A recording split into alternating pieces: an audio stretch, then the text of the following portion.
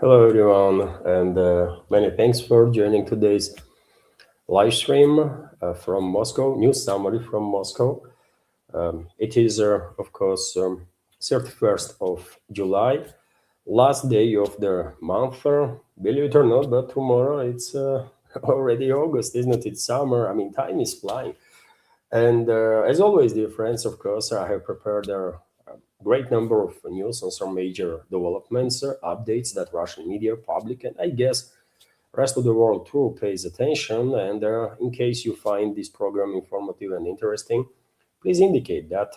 Click the like button, leave some commentary. Maybe you can share either link of this video or word with your friends about existence of this channel of mine or channels of mine. And of course, I will just remind you that you can initiate conversation about any topic you like. You can send your question or commentary through supporter platforms. You can send your question or comment through PayPal, of course. Link is under this video in the description box. You can use Boosty platform for that. Link is also under the video. And you can use Super Chat feature on Rumble, where my channel is monetized, unlike YouTube. And so you can send your question through Rumble. And by the way, let me start, I guess, right? Let me start. Happy Friday once again, and I wish you a great upcoming weekend, of course. And let's start with good news, right? Let's start with the good news for Russia and Russian people and all the supporters of ours throughout the world, and vast majority of our community are our friends and supporters, I will argue. So good news is that Russian troops liberated 2 more settlements on the line of contact. One settlement is in the Kharkov region, another one in DPR. So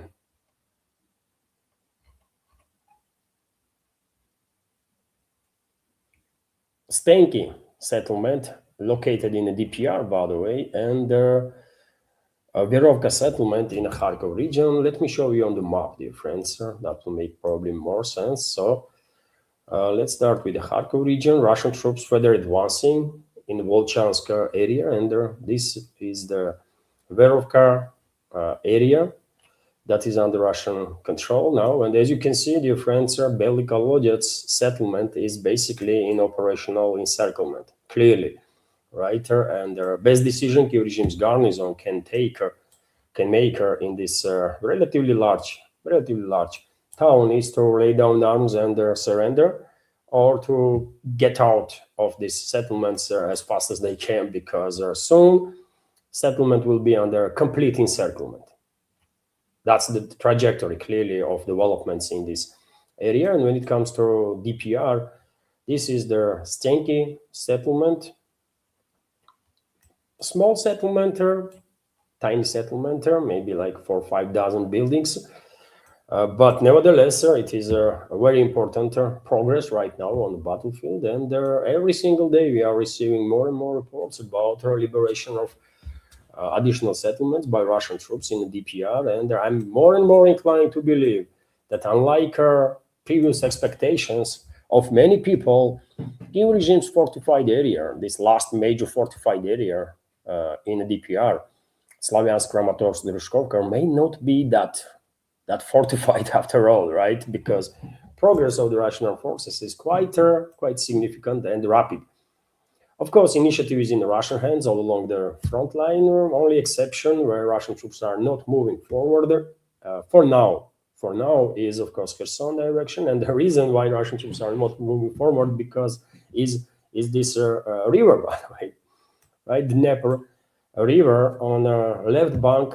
Russian troops are controlling situation on the right bank for some time. Kiev regime's forces still have their presence, but it would not last for long. And also, dear friends, when it comes to good news, we have this report that this week alone, until today, Russian troops already liberated 12 settlements. So today another 2 settlements were added to this list. So 14 settlements in a week Quite a good result, isn't it? It does not look like a stalemate as Western ruling cluster and Western propaganda loves to paint the picture. Definitely does not look like a stalemate. Russian forces advancing and on daily basis. And of course, Russian troops are achieving success not just on the battlefield, but also with the long-range retaliatory strikes on military and logistical infrastructure of a hostile side and the energy infrastructure that is related to military capabilities of this Western-backed Nazi and the terrorist regime in Ukraine. And so we have reports throughout the day, many reports are coming in about numerous explosions in Odessa region, different parts of Odessa region, including Odessa city itself. And right now on your screen, you can see aftermath of one of such strikes. Clearly, something of importance was struck. There is a fire in the place, and this massive thick smoke is coming out. Maybe this was no details are known for now. This particular strike happened literally minutes ago, right? So therefore, no detailed information. But it could be the energy facility or maybe warehouse where the regime was storing munition. Also, you can see on your screen aftermath of another Russian long-range precision striker on legit targets in the Sumy region, right? Also, based on this picture, there was a quite significant strike, and the Kiev regime definitely lost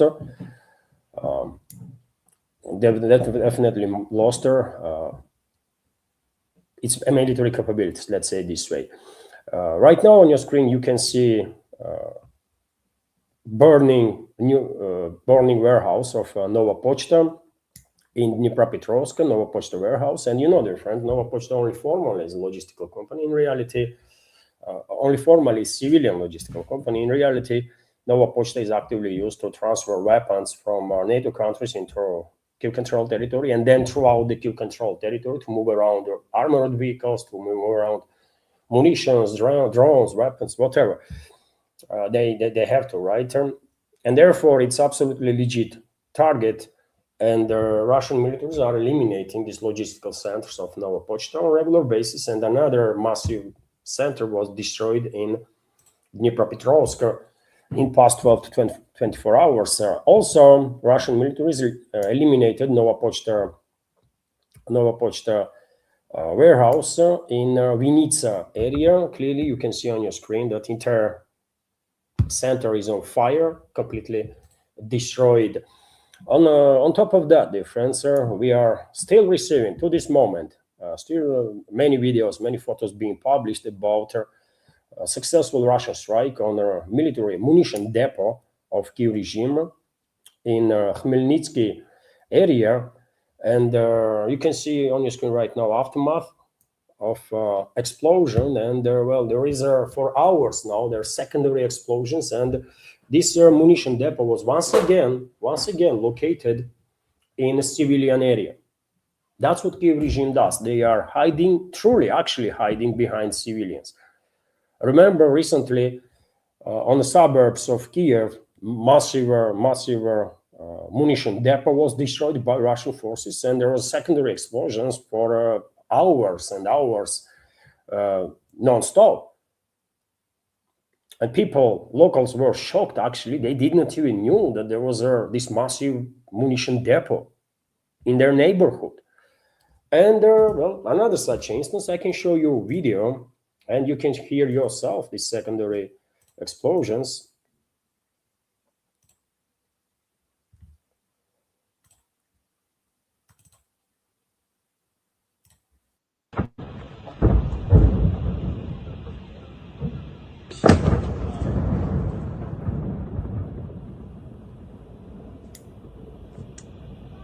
You see, it's in the middle of a residential area. Блядь, зараз будинки будуть горіти.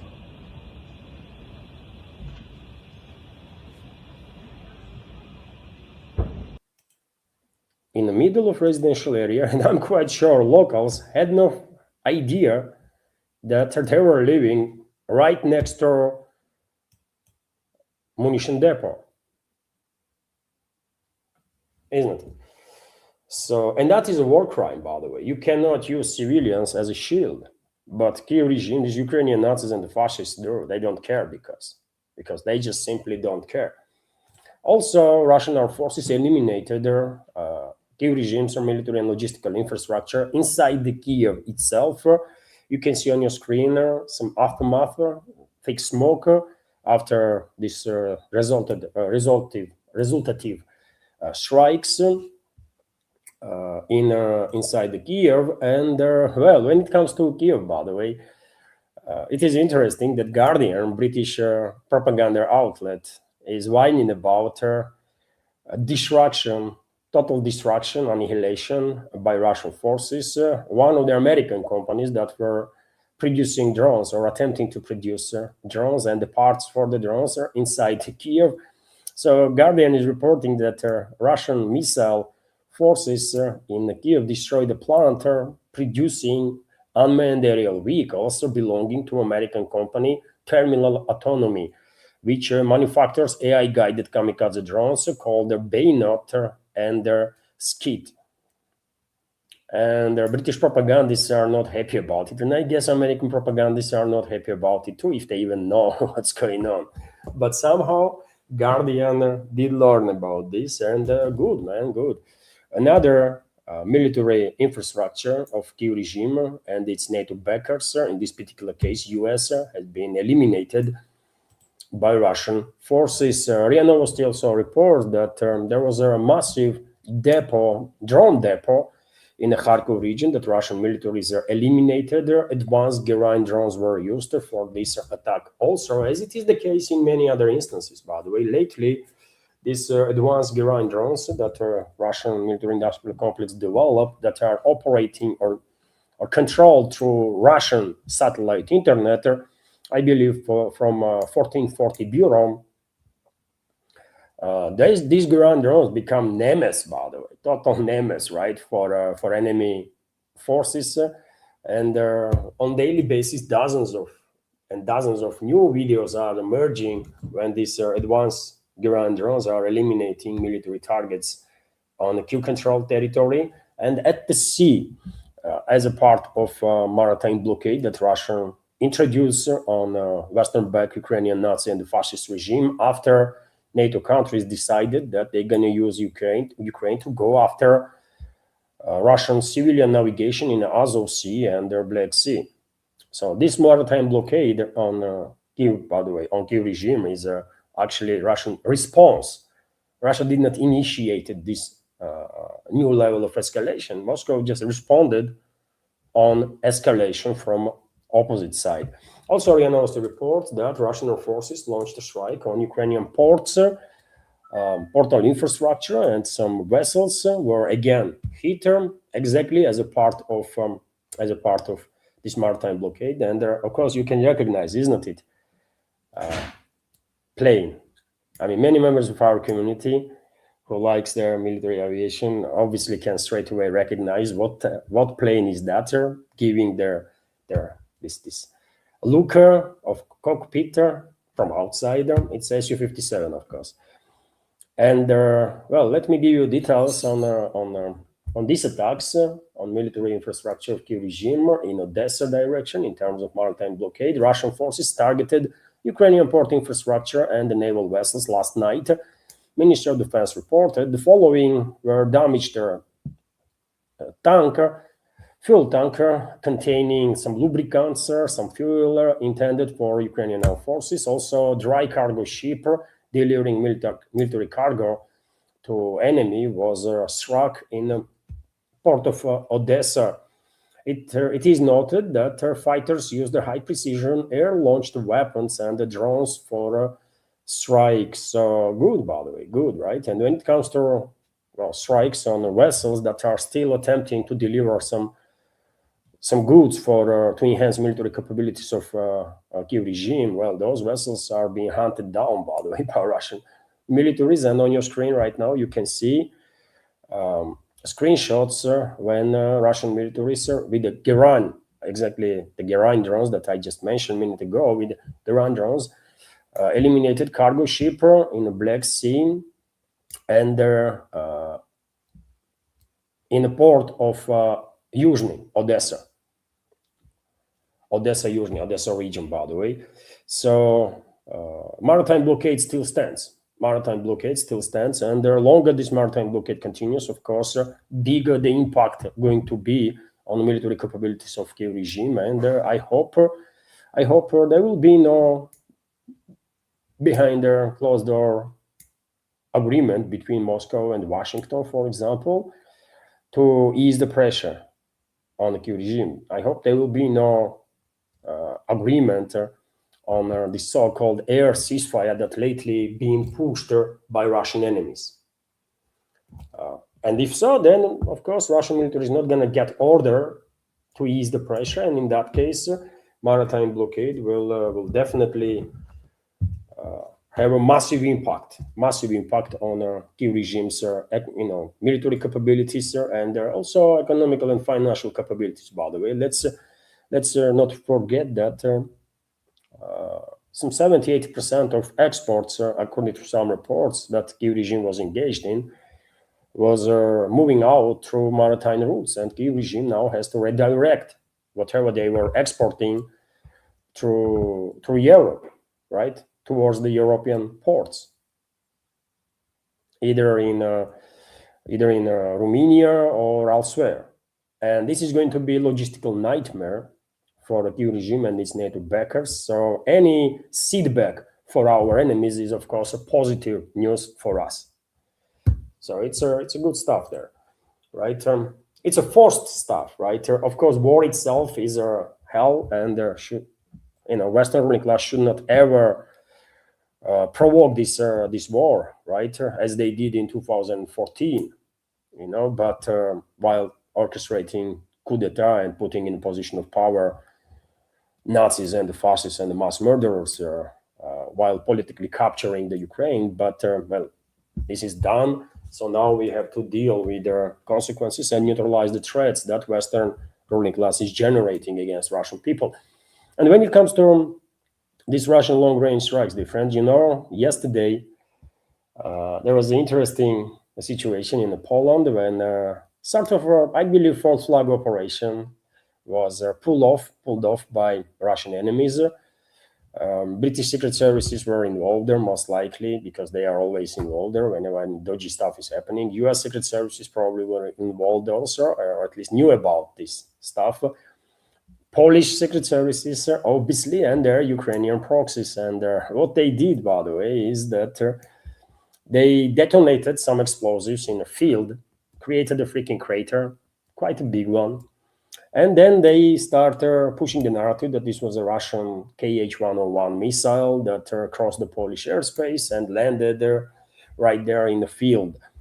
And Tusk, Prime Minister of Poland, went to say about this that there is no reason to believe that Poland was a target of this alleged Russian missile. However, two of these objects violated Polish airspace. One of them did so far shore, as well as have evidence. One landed allegedly, and they're demonstrating crater, but they have no freaking idea where the other one is. I mentioned this nuance yesterday, right? Because early reports were that allegedly two Russian missiles, these Kh-101s, crossed into Polish airspace, and the Polish side demonstrated one point of impact. So where is the other one? Where is this other missile? Or did both missiles strike same freaking point? And that's why there is a one crater only? If this is, as it looks, by the way, at least as of now, is actually false flag operation, it's quite poorly organized, isn't it? Quite poorly organized, man. When you take a look at the crater itself, please tell me where is the fragments of missile? Of course, certain parts of missile are made of not that stronger from metals, and can actually vaporize on impact. But engine and some other parts, these are not just any steel, by the way. These are hard metals, right? to withstand the freaking tremendous pressure and the heat. So this is a special stuff. It cannot vaporize. And that's why usually you always find on the places of impact some engine parts. So where the freaking engine? And when you take a look at this screenshot, by the way, that Polyside itself released, I mean, there's so many wrong things here, isn't it? Nothing says about this screenshot that this was a missile strike. Literally nothing. It was a ground explosion. They just put some freaking dynamite or something and let it go off. If this is not, that's how it looks anyways, right? If this is not the case, then where is the freaking fragments? Where is the engine of the missile? And why would not they demonstrate any parts of this missile with any designation on it? I'm waiting, by the way. Of course, they can produce some parts of Russian missiles, don't get me wrong. On the kill control territory, I mean, they can collect a lot of fragments from Russian missiles that were used throughout these 4.5 years, and then spread these fragments around this crater and say, oh, you see, I mean, this fragment, clearly Russian missile. But you know what? This might work to fool some people in the West, but not here in Russia, because you know what? Every part, if there is even one designation on the part, right? Anything, then this part can be traced to company that produced it. Then you can trace this part when it was sent to assembly plant where missile, when it become a part of a missile. Then you can track missile itself, correct? And you will know when this missile actually was launched, yesterday or a year ago, correct? And that's why, as of now, by the way, Poland didn't produce nothing, just the freaking statements. And you might be surprised or maybe not, but Moscow did not bother to react on this matter in any way, shape, or form. Not a single statement by anybody. If I did not miss something, but I'm monitoring media, by the way, all day, no statements, neither yesterday, neither today.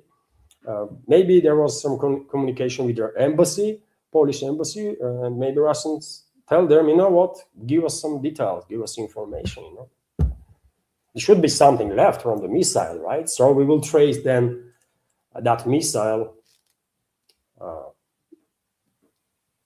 back to launch point, and we will tell you, is it our missile or not? If it's our part of our missile, we will tell you when this missile was launched, yesterday or a year ago. You will know better. So give us something. But as of now, nothing.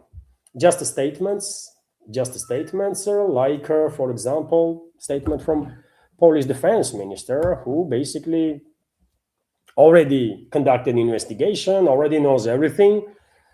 He's an expert in every, he's a genius of modern times, right? He can know upfront everything, as all the Polish elites are, by the way, the freaking geniuses, right? There is no need for investigation or anything. Why would you need investigation when you have these scumbags and scum of humanity, actually, that is in charge of Poland, at least formally? They know upfront everything, man. You ask them any question, they know how to answer. It's Russia. Always. There's no need for investigation. And so, literally a few hours after this incident, false flag operation, basically, I believe, and I'm going to continue to believe that it was a false flag operation, unless Poland produces actual evidences to prove that it was a Russian missile that struck yesterday, this freaking field. And so this Polish scumbag, Kozniak Tomiac, or whatever his freaking name is, stated that Russian Kh-101 missile violated Polish airspace on the morning of July 30. We can confirm with the full responsibility that it was a Russian Kh-101 missile. He told this to TVN 24. And so, I mean, give us a freaking factual evidences then. Why is that difficult? Polish scumbags. Why is that difficult? I mean, I don't really care, man. I'm actually in support of launching 100 missiles into Poland on the legit targets, obviously, on logistical centers that are used against Russian people. So I'm all in support of idea of bombing freaking Poland, man. Don't get me wrong, but I don't like when we being blamed for something, that we did not actually do. So give us evidences, these fucking animals, man, that are in charge of this entity, Poland. No evidences, nothing. Okay, no one cares, anyways, man. And you might ask, why would our Polish elites, these scumbags, pull off this false flag operation? What is their reasoning? And one reason could be that they want to further push this idea of aerial ceasefire, by the way, because they are becoming desperate, man. Western ruling class and the regimes that they control in the collective West, they are becoming desperate because they are losing. They are losing on the ground, and they are losing in terms of long-range exchange of fire too.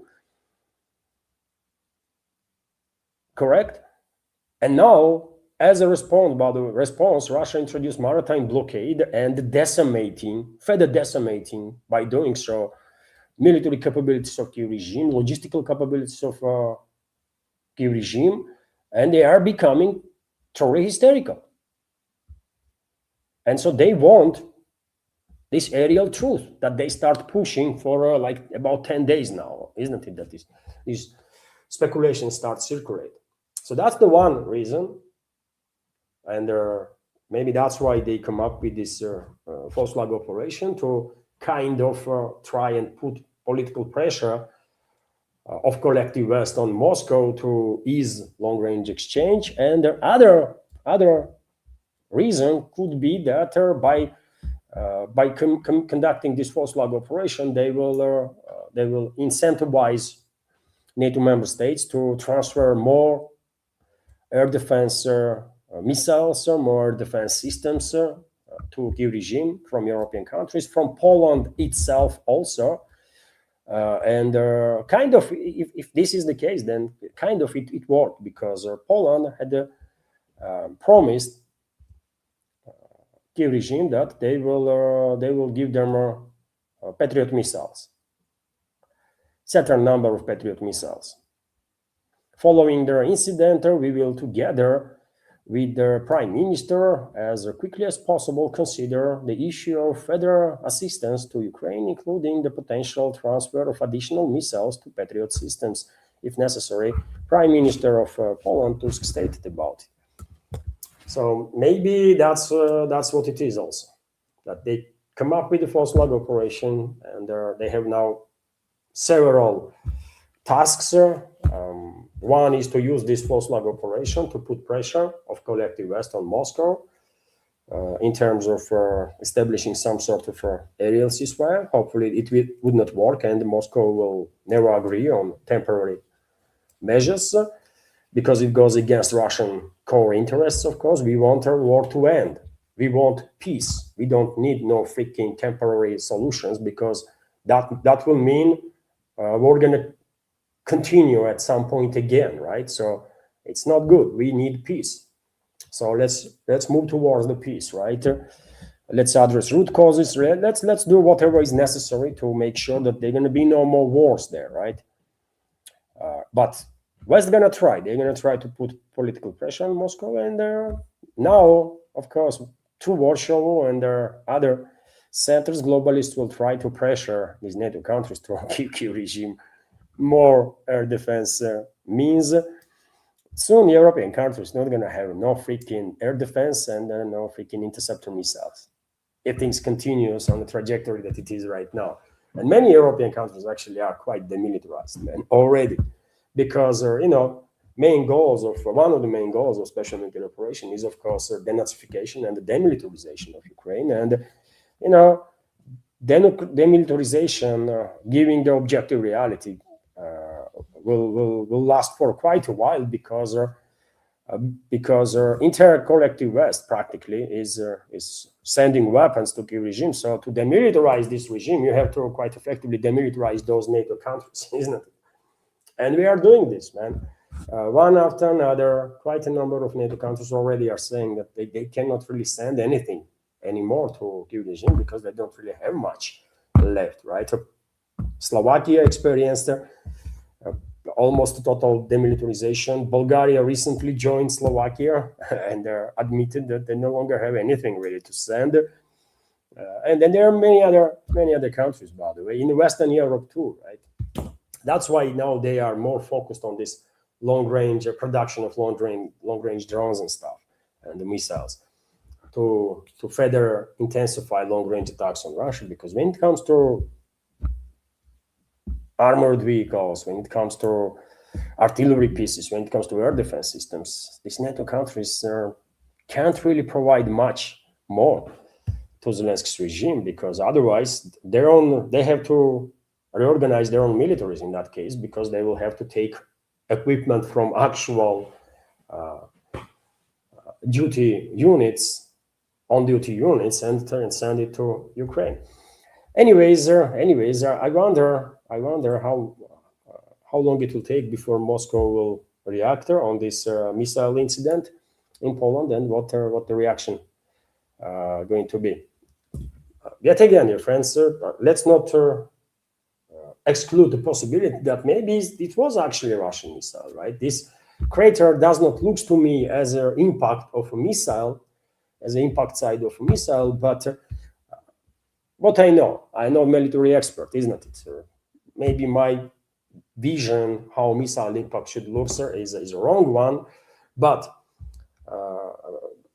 and so yes, theoretically it could be the case that Russian missile experienced jamming or some technical issue and flew 90 kilometers into Polish airspace without being intercepted, and eventually, when run out of fuel and energy, landed in a field nicely without damaging anything or anyone. It could be a Russian missile, but yet again, evidences are needed. As of now, I think it was false flag. But if we will see evidences, of course, I have no issue admitting that yes, if evidence is proving it, then yeah, it was Russian missile then. But as of now, not a single evidence confirming Russian missile strike. Let's continue. And Zelensky meanwhile is engaged in brainwashing Western society in such a scale that kind of if I was a Westerner, by the way, I would take his statements as an insult to intellect of entire Western societies, because it's just too much, man. Zelensky was interviewed by Fox News when he was in US just a few days ago, and you know what he says about casualties of Kyiv regime's forces? He said that since the beginning of special military operation, Kyiv regime lost about 50,000 soldiers. 50,000, by 50. You know what is interesting? A few months ago, on February 2026, he said that Kyiv regime lost 55,000. So somehow 5,000 have been resurrected, right? Because now Zelensky is saying that no, it's a 50,000. And I don't know, man. It's scary, isn't it? When you think about it, actually, it has become scary that Western societies are so brainwashed. Significant parts of Western societies are so freaking brainwashed, and they're so poorly informed that they actually take this kind of propaganda seriously, and they take it as something believable. And that is a scary part. That is the most scary part, man. That people being basically zombified, totally zombified, right? Because how anybody with the working brains can believe in this kind of nonsense? But because this propaganda being pushed on the masses, I guess Western ruling class has some studies and some results of these studies and results that say that yeah, people believe in this shit. Many people in the West, and that's scary stuff, isn't it, man?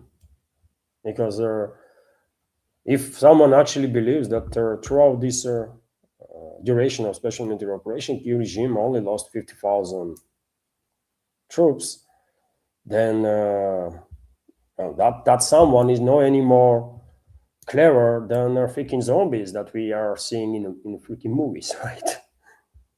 Totally brain dead. And that's freaking scary, man. If I was living in the Western countries, man, that would make me freaking definitely consider moving my family out of the West as soon as possible, right? Because it's dangerous, man. It's freaking dangerous when you are living around people that that are basically brain dead and can be weaponized against you at any point. It's scary stuff. Meanwhile, Trump has changed his mind again. Looks like, and now he's saying that, well, even though he promised Kiev regime licenses and everything to produce Patriot missiles, well, now he's not that confident that this is a good idea. So US President Donald Trump has cast doubts on whether Washington will allow Ukraine to manufacture Patriot interceptor missiles, despite previously promising to grant Kiev a production license.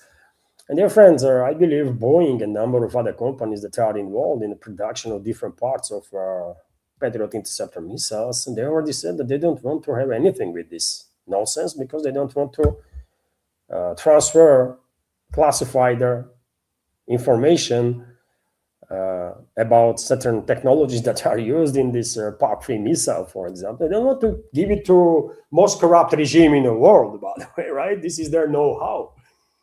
And they are against it. And I guess military-industrial complex send a clear enough message into White House that this is crazy, man. You don't do this kind of stuff, right? You don't share your classified information with whomever. Right? It just does not work this way. And well, Trump listened, I guess. He told Financial Times in a telephone interview on Thursday that he was not sure whether Ukraine would receive permission to produce the missiles, adding that Washington will still considering the request. So, okay, I said straight away, isn't it? Remember, dear friends, I said straight away, this is BS. It not happen. Just not happening, by the way. These companies will never ever agree to transfer their technology to most corrupt regime in the world, and that's what is happening. It was easy to predict, by the way. It was easy to predict, and if anything, US will be focused with these Patriot missiles on itself to produce as much as they possibly can, because they are really, really short of those interceptors.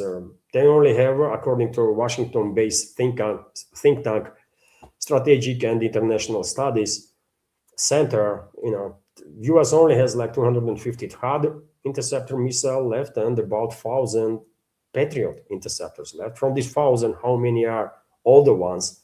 PAC-2s, for example, is anybody's guess. And PAC-2 is a total garbage. PAC-3 can intercept some ballistic targets at least every now and then. PAC-2, total garbage. And so US is in trouble. If anything, they need to produce these freaking Patriot missiles for themselves, because right now it looks like Biden's administration and now Trump's administration have quite effectively left US without air defense. I mean, I don't think US society really cares about it much.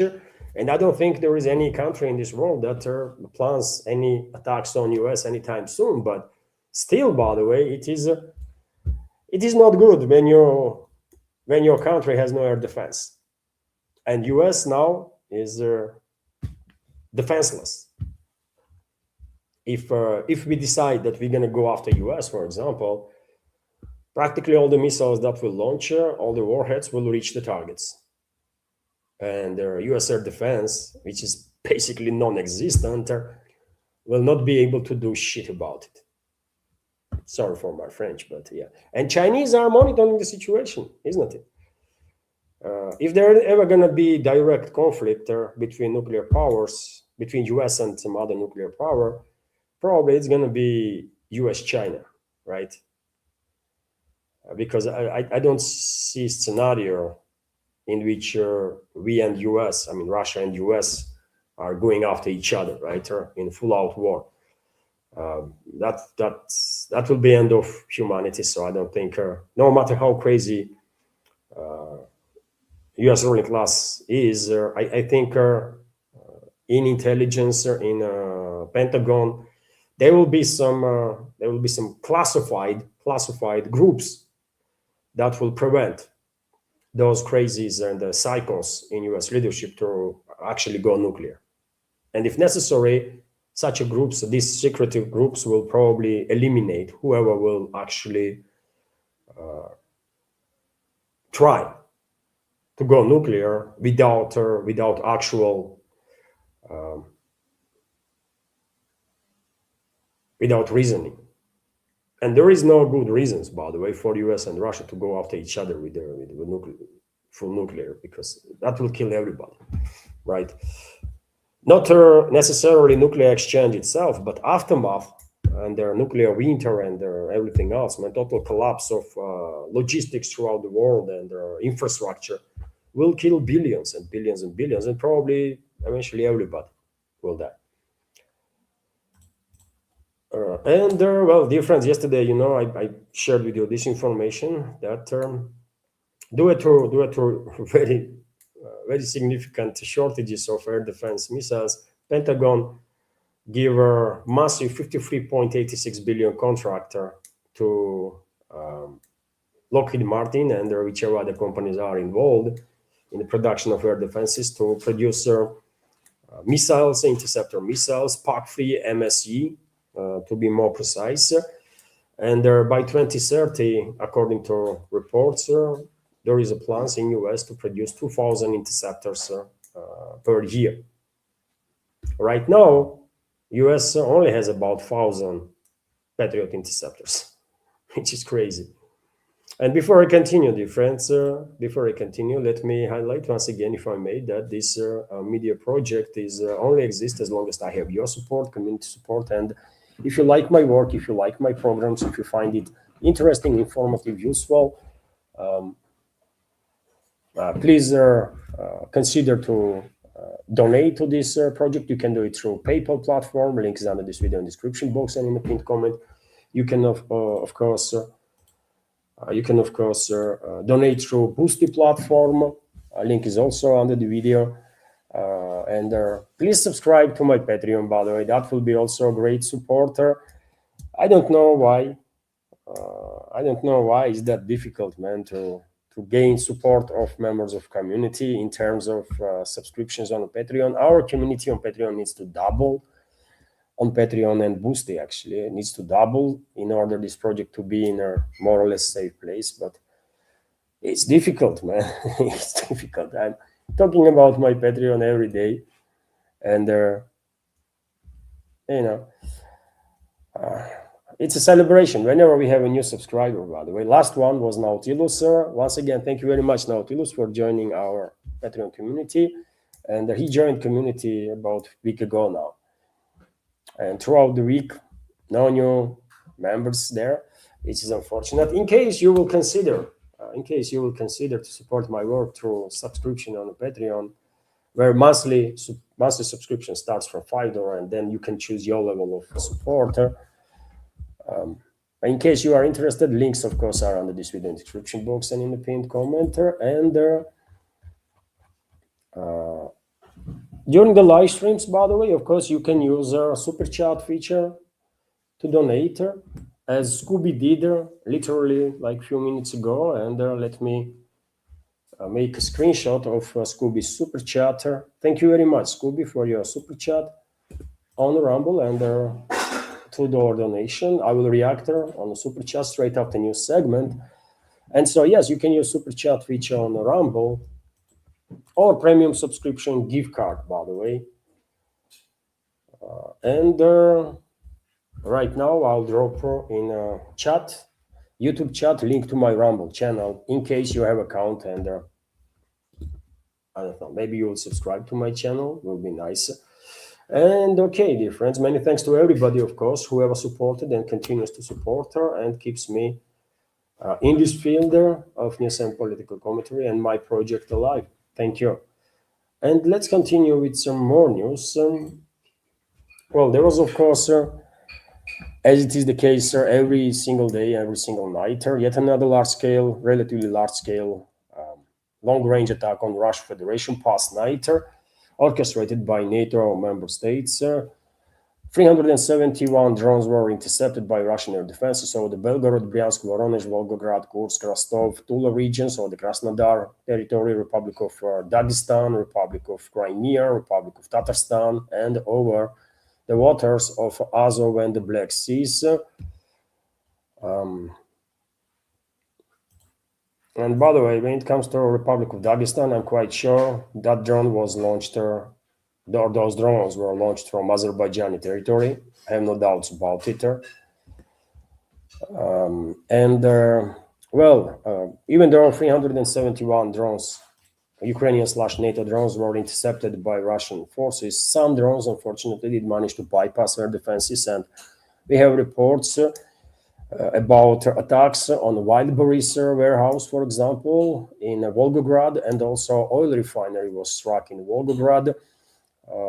Drones, these Ukrainian/NATO drones also attacked high-rise apartment building and a private housing area, and 5 people were injured as a result of these terrorist attacks. Also, reports are that Wildberries logistical center was targeted in Zelenodolsk, Tatarstan Autonomous Republic, and we have reports that also Wildberries warehouse was targeted. Not just Wildberries warehouse was targeted in Tatarstan, in Zelenogorsk, but also Ozon warehouse. Ozon is a competitor, basically, of Wildberries, although much smaller than Wildberries is. And I can show you a video of these attacks. At least one drone missed the warehouse and exploded not far away. And it's just a miracle that there were no people in the area. At least that's how it looks on video, that there were no people in the area where this Тише!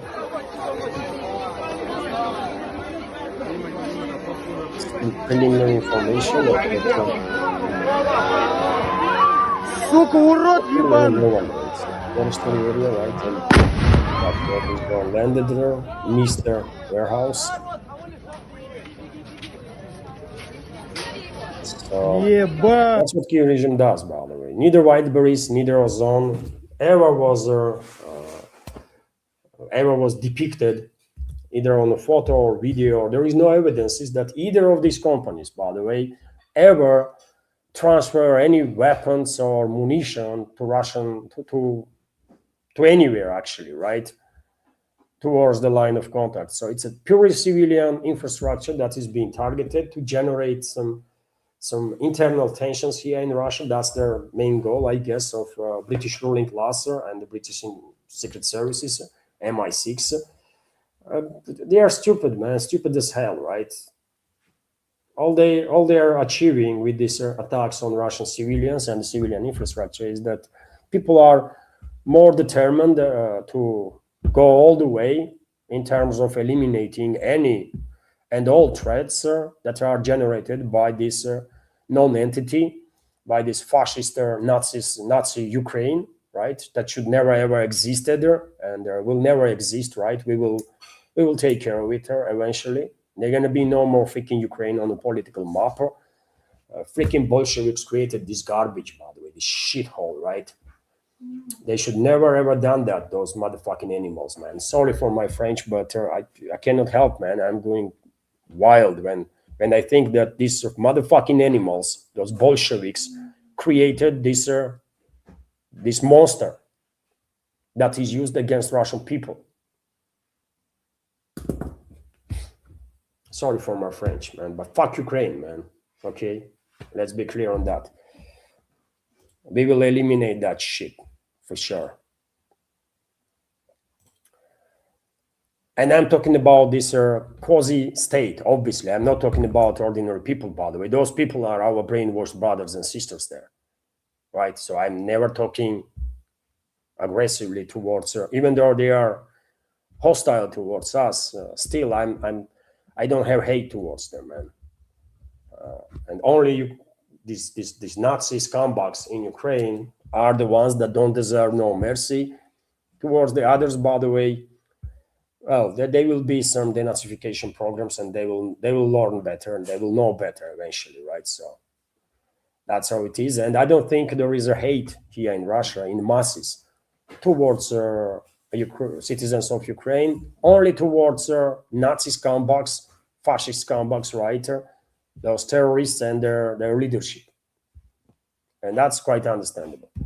But Ukraine, this creation of freaking Bolsheviks, should be eliminated, should be erased from a political map, 100%, by the way. You know, it's fucking Lenin, man, this motherfucking animal. That's who created this garbage. Sorry, man. Sorry for my French, but I hate those Bolsheviks, man. I can't help it, man. I hate those fucking animals. This first generation of Bolsheviks, by the way. I'm not talking about period after Second World War started. I'm talking about period when Lenin and his scumbags were in charge, basically, right? When Stalin took over, situation have changed, right? But while Lenin was leading the processes, right? In reality, Western secret services were in charge because Lenin, I believe, was a German freaking asset, and all the others, Trotsky and all the others, right? They all were assets of either Germany or Brits, and in some cases there are good enough reasons to believe that even Americans had their freaking assets among those so-called revolutionaries, right? Those scumbags, man. And then Stalin took over. By the way, Stalin was different. He never had no freaking links with the West, never, right? And that's why he was different. That's why he was different. When Stalin took over, basically things start moving towards right directions. Although there was obviously, it took quite a while before all their destruction that was generated and the setbacks that was generated by these early Bolsheviks, before all that was eliminated. But eventually Stalin built the country that defeated their Nazi Germany. So it's a huge difference. If Lenin and Trotsky and those motherfucking animals stay in power, they will destroy Russia, man. They will destroy everything. Totally. Anyways, let's continue with some other news. Iranian army has struck a US base in Bahrain again. Targets were energy infrastructure, navigation equipment, and there's some supporter buildings. And I remind you that according to some reports, yesterday, Iran eliminated their free, on the ground, by the way, as a result of strike on hangars. Iranians allegedly destroyed 3 F-35s and significantly damaged another 3. So I don't know. I'm not there. Let's take all the news with a pinch of salt, but giving the result high precision of Iranian strikes and effectiveness, anything is possible, right? Also, there was drone strikes on Kurdish terrorist organizations in Erbil, Kurdish terrorist organizations that are allied with Israel and the US.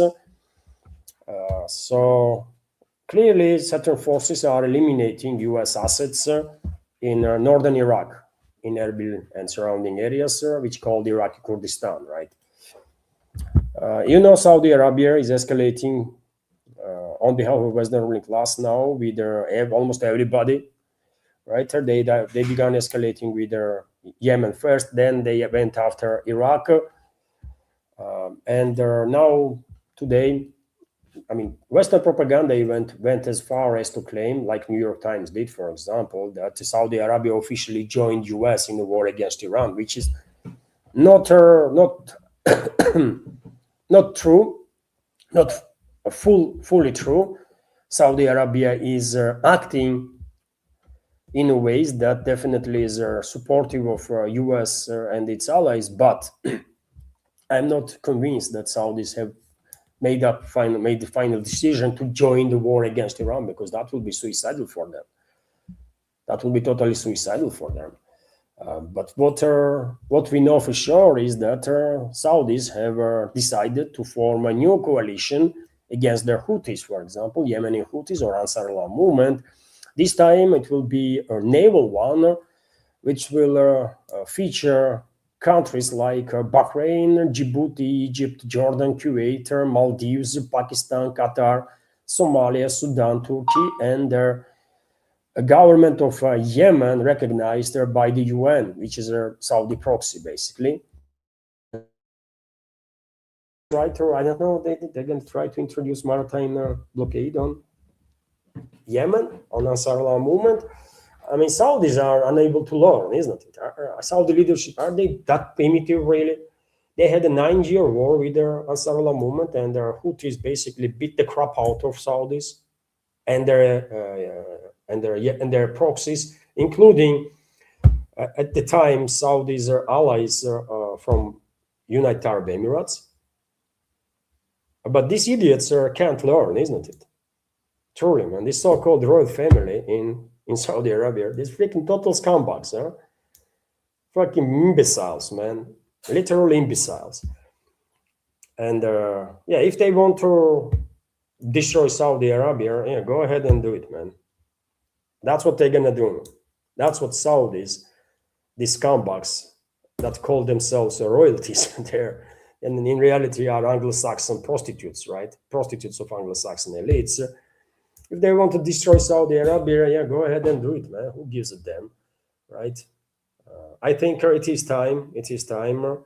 Other more responsible countries to take over holy places for Muslims that are located in Saudi Arabia, because Saudi regime is definitely acting super irrationally, and Saudi Arabia no longer makes any sense to exist, man. Right? So it should be eliminated, and will be eliminated if these idiots that are in charge there will continue on the current trajectory. It's not just UAE gonna be erased from the map, but probably Saudi Arabia too. They will find out, man. Freaking idiots. Also, there are reports that there was an incident in Bab al-Mandeb Strait. According to Israeli media, massive explosion occurred near the Cameroon flagged cargo vessel transiting through the strait, Bab al-Mandeb Strait, which connects Red Sea with the Indian Ocean, basically, of course. Initial reports also claim a missile was launched from Yemen towards the vessel, but it did not hit, I guess, because it exploded somewhere near the vessel. Anyways, Houthi rebels already made it clear that Bab al-Mandeb Strait is closed for enemies of Yemeni people. That includes Saudi Arabia too now. So soon we will probably see more such incidents. A US president, meanwhile, claimed that historical agreement was reached through Board of Peace, so-called Board of Peace. Remember, Trump created some freaking nonsensical entity, Board of Peace, and he remember, I guess, about it yesterday, and he come up with a statement that historical agreement were reached and Hamas will disarm now. And Hamas reacted on this, and they said until there is a single Israeli military on the Palestinian territory, they have no intention to disarm and to get rid of any weapons whatsoever. So I don't know, man, what you will make of it, but I see no prospects of Palestinian resistance movement being disarmed voluntarily in circumstances when Israel and Israeli allies, including US, are genociding Palestinians literally on a daily basis. So what Trump is talking about, anybody's guess. Maybe he himself don't know, man. So therefore, just mentioning, and that's it.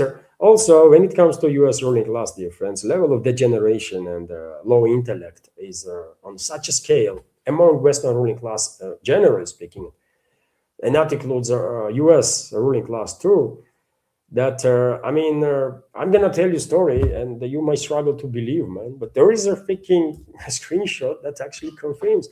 There was a US State Department, by the way, was engaged in some presentation in Rio de Janeiro, Brazil. They were talking about African continents, and this State Department staff, by the way, were unable to locate countries on African continent, countries about which they were making statements, right? You can, I see this on DD Geopolitics Telegram channel, by the way, you can check there. But what happened is they come up with this board here. During official presentation in Rio de Janeiro, American delegation displaced an AI-generated map placing Nigeria in the Sahara. They displaced Nigeria in Sahara, by the way. They don't know where Nigeria is. Whoever read, okay, AI generated some stuff, right? Someone see it, isn't it? Some human from State Department official who gets salaries that are paid by US taxpayers, right? And that someone or someone's, maybe several people saw it, and they are so ill-educated that they did not realize that there was mistakes, by the way. Nigeria is not in Sahara, right? Niger is, but Nigeria is not. Nigeria on the west coast, right? Nigeria is on the west coast, somewhere here. Let me find it, man. That's Nigeria, right? I might not be expert in the freaking geography, but at least I know that much, that Nigeria is on the west coast, not in the Sahara. That's where Nigeria is. Correct? And even if you don't know, okay, you might don't know location, literal location of every single country in this world. You can know most, right? But maybe not all. So, okay, they did not know where Nigeria was. Nigeria is an important country, by the way, right? So, but anyways, okay, let's say they did not know. Could not they check independently to make sure that these images that they're gonna use on a conference are correct? But they did not. They did not, man. So let's continue with this humiliation of US State Department. So on the map of African continent, they placed Nigeria in Sahara. But that was not enough for them. They placed Mozambique on the Horn of Africa, Côte d'Ivoire on the opposite side of the continent. They are the same. These are the same people, the geopolitics comments, by the way, there, that are funding programs across Africa, drawing borders, lecturing governments, and they're shaping foreign policy. It's bad, isn't it? It's bad, man. The level of degeneration of a political class and in the West, and the level of intellectual degeneration of the Western elites is just unbelievable, man. Literal morons are running the show in the West. Literal freaking morons, man. Someone's that you would not trust even to clean the freaking street, man, because that would be too complicated for these freaking morons. That kind of creatures are in charge of collective West, and they are making decisions that then impact lives of tens of millions and hundreds of millions of people. This world is fucked, man. That's what I want to say. And this is true, isn't it? And by the way, also interesting news, sir. I think that Spain is getting invaded. Spain is getting invaded, by the way. About 50,000 migrants, about 50,000 migrants crossed from Morocco into Spanish exclave, right? So around 49,000 migrants have crossed their border between Morocco and Spain, according to radio station Cadena CER, citing Republic's Department of National Security. Over the past 24 hours, about 49,000 people entered their Ceuta or Ceuta, how they say it. The statement says it is specified that at least 7,000 of them are minors. The entire population of the Ceuta is approximately 83,000. It's a literal invasion, by the way, of migrants. Let's find this Ceuta on the map. It's a Spanish exclave, right? And that's where Ceuta is. I mean, this corner, by the way, right? This corner is being invaded, and well, I mean, this is occupation, actually. You know, Morocco just occupied territory of NATO countries without a single bullet being shot, isn't it? I have seen videos, by the way. It's totally crazy, man. Thousand. It's like a zombie movie, you know. Honestly, it's like a freaking. What is the name Brad Pitt plays there in a movie? Like Z-Day or something, World War Z. You know the movie, isn't it? When these freaking zombies are running all over. So there was sceneries, by the way, right? Sceneries that you if you did not know any better, you would think, no, someone is filming freaking movie, another one about zombies. These people are running from every freaking, just from every side, right? From ground, from sea, from just all over. About 50,000 entered the territory and they're occupied the territory, right? Spain has a couple of police officers there, a couple of militaries. What they gonna do, man? They've been invaded by 50,000 stronger gang, right? And it was organized.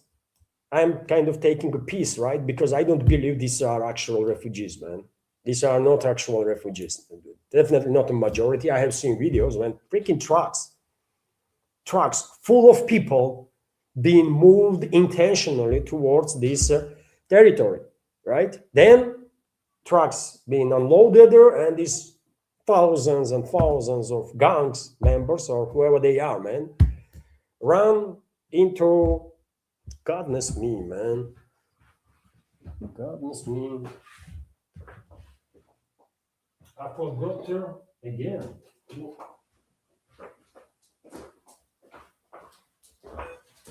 Okay, I forgot again, by the way, to put her freaking notebook on the charger.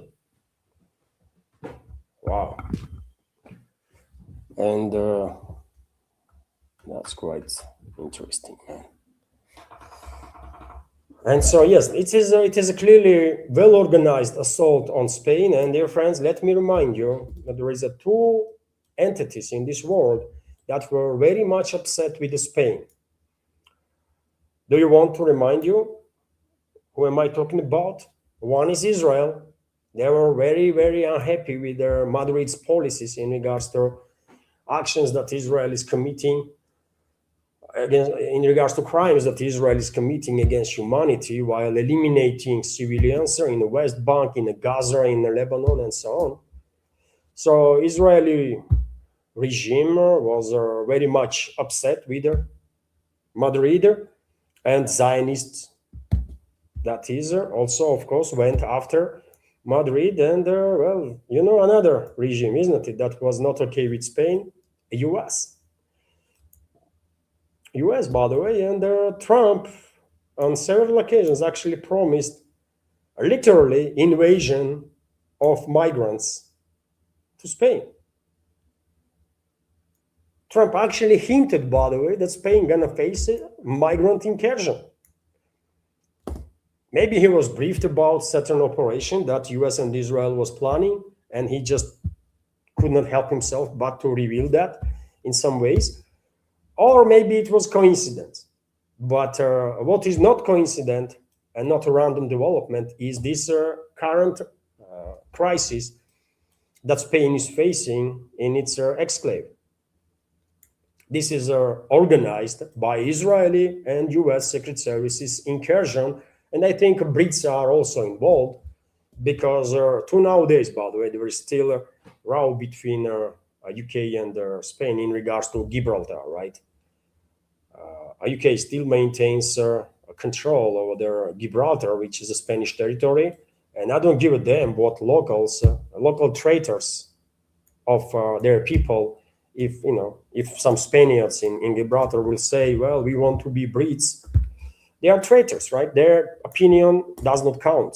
Who gives a damn what they think, right? It's a Spanish territory. UK has nothing to do with the Gibraltar, right? That's where UK is, man, and that's where Gibraltar is. So, of course, this territory have to be given back to Spain. I'm not a big fan of Spain, obviously, right? Spain is a member of anti-Russian coalition, but true has to be said, man. It's a Spanish land and should be controlled by Spain, obviously. So UK definitely always engaged whenever they can harm anybody in this world, including Europe, by the way. UK is always seen. That's how they operate, right, historically. So it's a well-organized incursion into Spanish territory, 100%.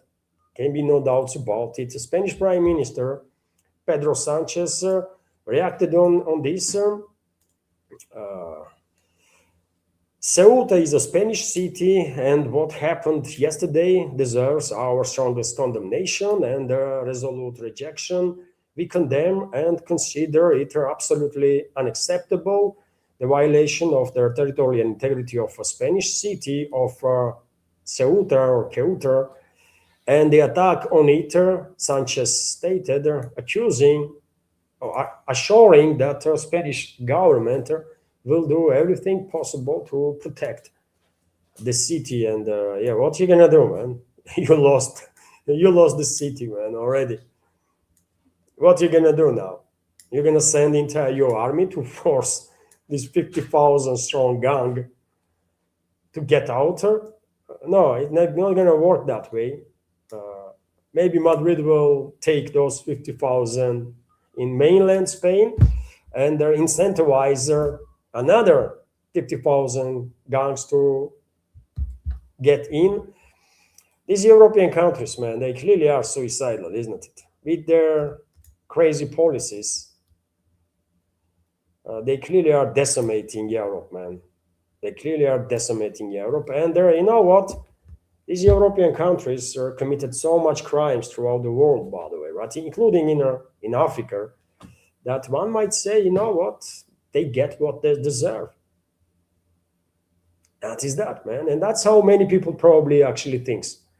And not just outside of Europe, but maybe inside the Europe too, that these European countries are getting what they deserve, man. They spread their hate and destruction and death throughout the world, and they are paying now consequences while facing a literal invasion, by the way, right?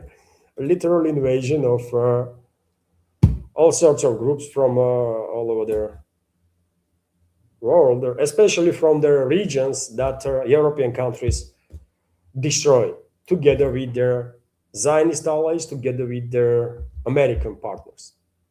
It is what it is. Also, we have this interesting report that in Hungary and Romania have shut down their nuclear power plants because of the low river levels in the Danube. Quite interesting. Nuclear power stations use a lot of water, by the way, for cooling and also to generate the power, right? Usually it works like, reactors are extremely hot. Water goes around this something reactor, right? And evaporizes, right? Water becomes a white vapor. Then vapor goes on a turbine runs the turbine, and eventually this vapor ends up in the cooling towers, right? And rains down. Most of it rains down and goes back into circulation.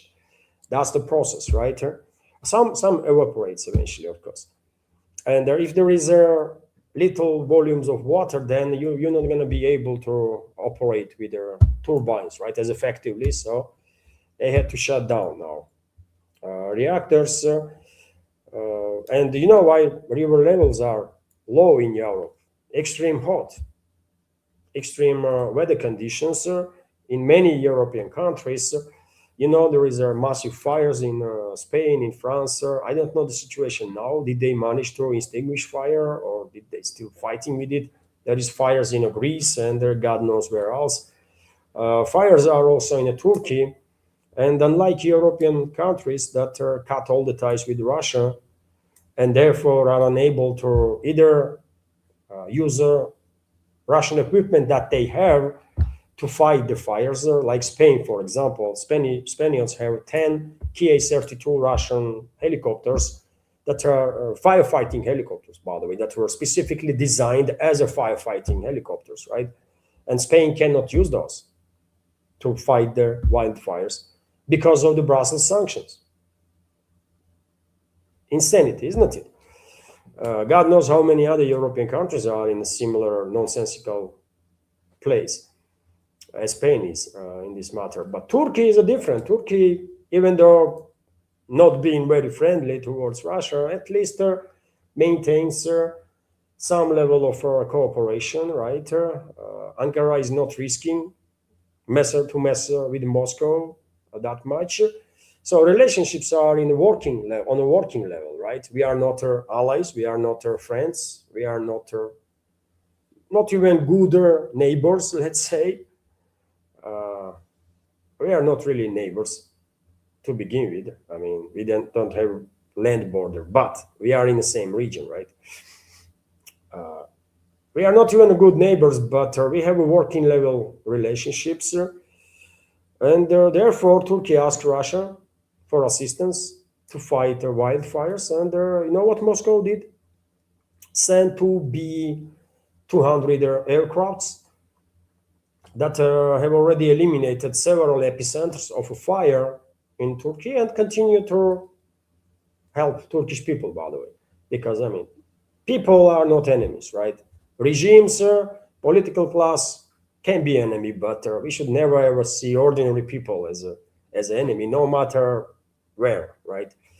So you can see on your screen right now exact moment when Russian B-200 amphibious aircraft dropped their freaking God knows man how many tons of water on yet another area where fire was looks like extinguished with the assistance of Russia. That's how things done, man, and that's how things should be. But because Europe is run by morons, yeah, they decided that they will harm their own people all the way, as long as they can at least little bit harm Russia. These Russophobic freaking monsters, man. And I will end news segment, dear friends, on this quite interesting report from Telegraph, British propaganda, that German Chancellor Merz is preparing basically kind of coup d'etat in different lands of Germany. So German Chancellor Merz is preparing a plan for the event that AfD party came to power in federal lands, federal states. They don't call it states, right? They call it lands in Germany. German government is developing a mechanism that would allow federal government to bypass local governments of individual lands when deploying NATO troops in the event of a military crisis. And well, this interaction, this unfriendly incursion into rights of local authorities in these lands by Berlin might actually, have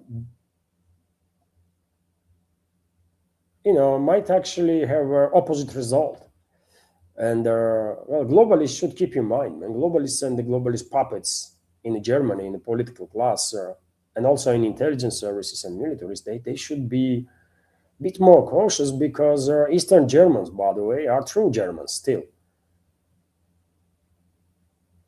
And Berlin is threatening East Germany first and foremost. They are threatening Eastern Germany, where people still are proud Germans.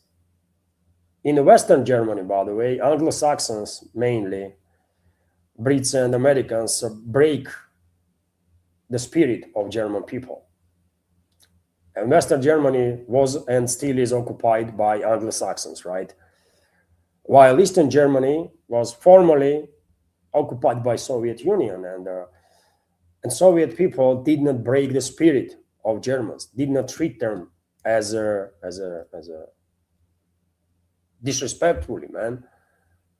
Treatment was very different. Yes, there was denazification programs and many other things, but people were treated with respect. And therefore, Eastern Germans, they still are proud Germans, by the way. Western Germans that were under Anglo-Saxons, I mean, they've been broken mentally, by the way, right? Their spirit is dead. Not all of them, but many of them, right, are, I don't even know what they are now. If you ask them, maybe some of them would not even say that they are Germans. Most of them probably will definitely say that they are not proud to be German or something like that. West did, Anglo-Saxons, man, London and Washington did some messy stuff, man, with Western Germans. And right now, and of course, ruling class, globalists are basically promoting Western Germans because, they're less likely to rebel, while Eastern Germans are a bit different, although there are traitors among Eastern Germans too. I mean, Merkel from Eastern Germany, isn't it? And she is a prostitute.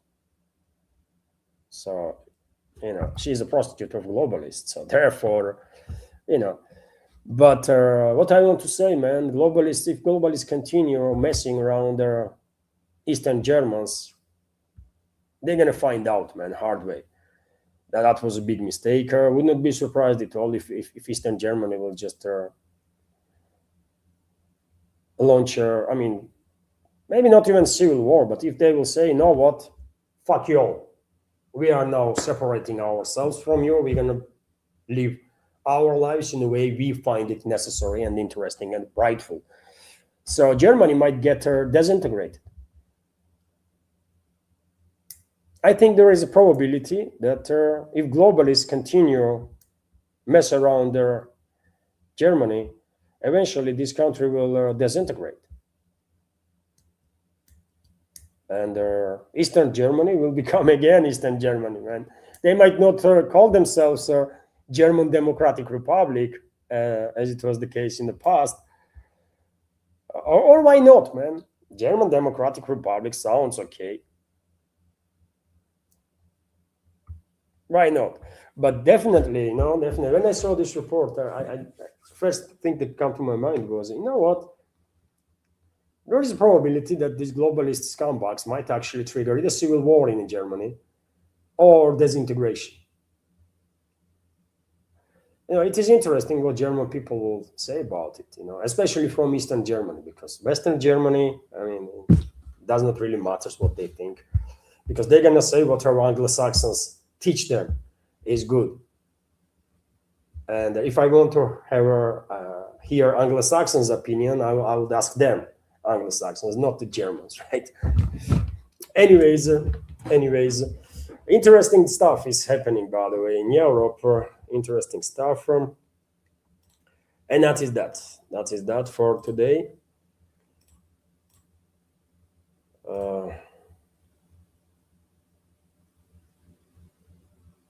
That is it for now. You see, commentary TMIX is commenting, East Germans big racists. Why are they racists? I don't think East Germans are racists. Nowadays it has become like normalized, totally normalized in the West, on the globalist controlled West, when you call everybody racist. Why are Eastern Germans racist if they want to preserve their land, their country, their culture? Are they racists? No. Ask me, do I want half Africa to live here in Russia? No. Am I racist now while saying so? No. I want Russia to be Russia. If I want to live in Africa, I'll go in Africa. Am I correct? Do I want I don't know, man, all of China to live or come to Russia? No, I don't. Am I racist now against Chinese people or something? I don't think so, right? This is this is not. I don't know, man. You know, I don't think we should judge people in this way, right? That if you want to preserve your country, your culture, if you know your roots, if you want to preserve the roots, that you are necessarily like Nazi or fascist or racist or something like that. No, man. Hungarians being called racists, I don't think they are racists. Now you say East Germans are racist. I don't think Germans are racist, man. I don't think so. East Germans are people that are proud Germans, right? In West Germany, people are a bit different because, yet again, after the occupation, US, UK occupation, they've been tremendously brainwashed. They've been broken. Their spirit has been broken, right? Soviet Union did not did this stuff to Eastern Germans, man. Eastern Germans were treated well, and therefore they maintained this core strength of nation. And Germans, by the way, are a great nation, correct? We should not define Germany only with that tragic period of a couple of decades when Nazis were in power. Germany is much bigger than that, right? Much deeper than that. German tribes, by the way, together with my ancestors, were doing some freaking great historical stuff for many, many years ago. Vandals and Alans, for example, if you dig into history. And you mentioned that you are from Algeria, right?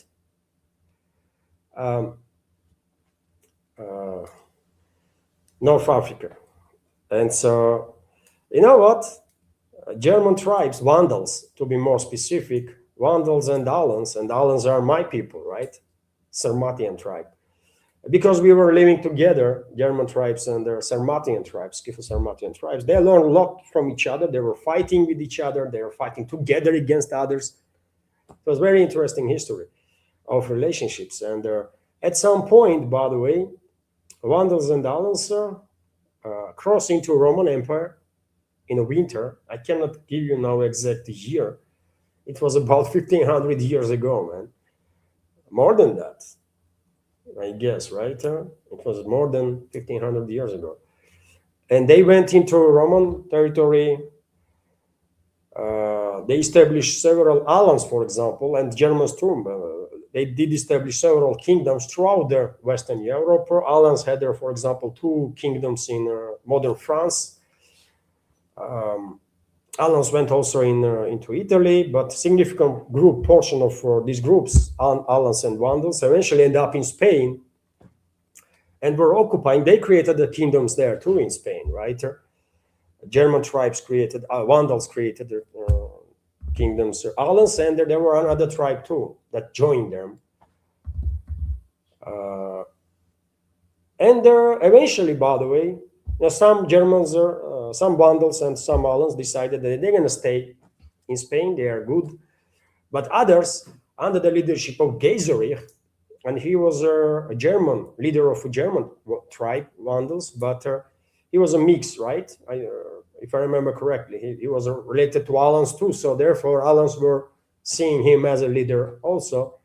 So Alans and Vandals, then under the leadership of Gaiseric, crossed the Gibraltar. They went into North Africa, established kingdom there. Carthage was their capital, right? And at some point, they actually invaded the Roman Empire from the North Africa, and they actually established control for a short time over their own. So, by the way, Germans are wonderful people, great history. They have absolutely great history. Nothing to be said about intellectual geniuses, right? That Germany give to all of humanity. So, therefore, I don't take no such general statements about any people, right? Any groups of people, especially Germans, that they are racist or something. No, they are not. Definitely, Eastern Germans are not racist. They are wonderful people, quite sure about it. There might be some racists. Some racists are everywhere, right? There are some racists here in Russia, by the way, that think we Caucasians are freaking animals. Literally, by the way. There are some idiots, right? Some truly imbeciles here in Russia too. Very little number, but they can make some noise sometimes. That think we Caucasians are subhumans. They call us black. They call us black here in Russia, right? And they are imbeciles, right? You cannot be mad on those idiots because they literally are imbeciles, right? Because they don't even know that we are freaking same race, man. They don't understand that race is not judged by skin color, how light or how dark your skin is. Race is something different. But anyways, that's a whole different story. But it again, actual like mentally ill elements that think this race is better than that race because of this or that. Mentally ill people are everywhere, in every country. But we cannot say about entire nation, right, to be freaking racist, man, because they are not. And Germans are wonderful people, man. Actually, great people, I will say. Even though, unfortunately, of course, in their history, there was this tragic, absolutely dark period of time when Germany went full crazy mode, right, under their leadership of freaking Nazis. But that's just one part of the history, obviously. We shouldn't judge about entire nation by just one episode only. Dear friends, it is time, of course, to react on super chats and recommendations. I received recommendations from Christopher. Thank you very much, Christopher, for your recommendations. I will start with your recommendations, then I will react on super chats from Rumble right now in the chat, dear friends. I drop a link to my Rumble channel in case you have a account on Rumble. Subscribe, please. And Nidish is commenting on they are launching an attack on Burkina Faso on August 4 for not accepting Sharia law and blocking Saudi mosques and their preachers. Saudis are launching attacks. I mean, Saudi leadership is crazy. These are Salafists, man. People are forgetting that Saudi Arabia, UAE, and a number of other areas are led by Salafists. And Salafists are as radical. There are no more radical groups in Islam, by the way. There are most radical groups in Islam, Salafists, man. ISIS, Al-Qaeda, they all adopted this Salafite ideology, this Wahhabism, by the way. You know? And Wahhabism was created this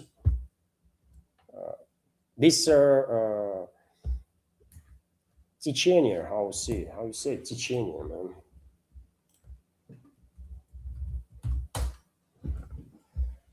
This stream of in Islam, Wahhabism, Salafism, it was generated in Saudi, right? Saudi Arabia.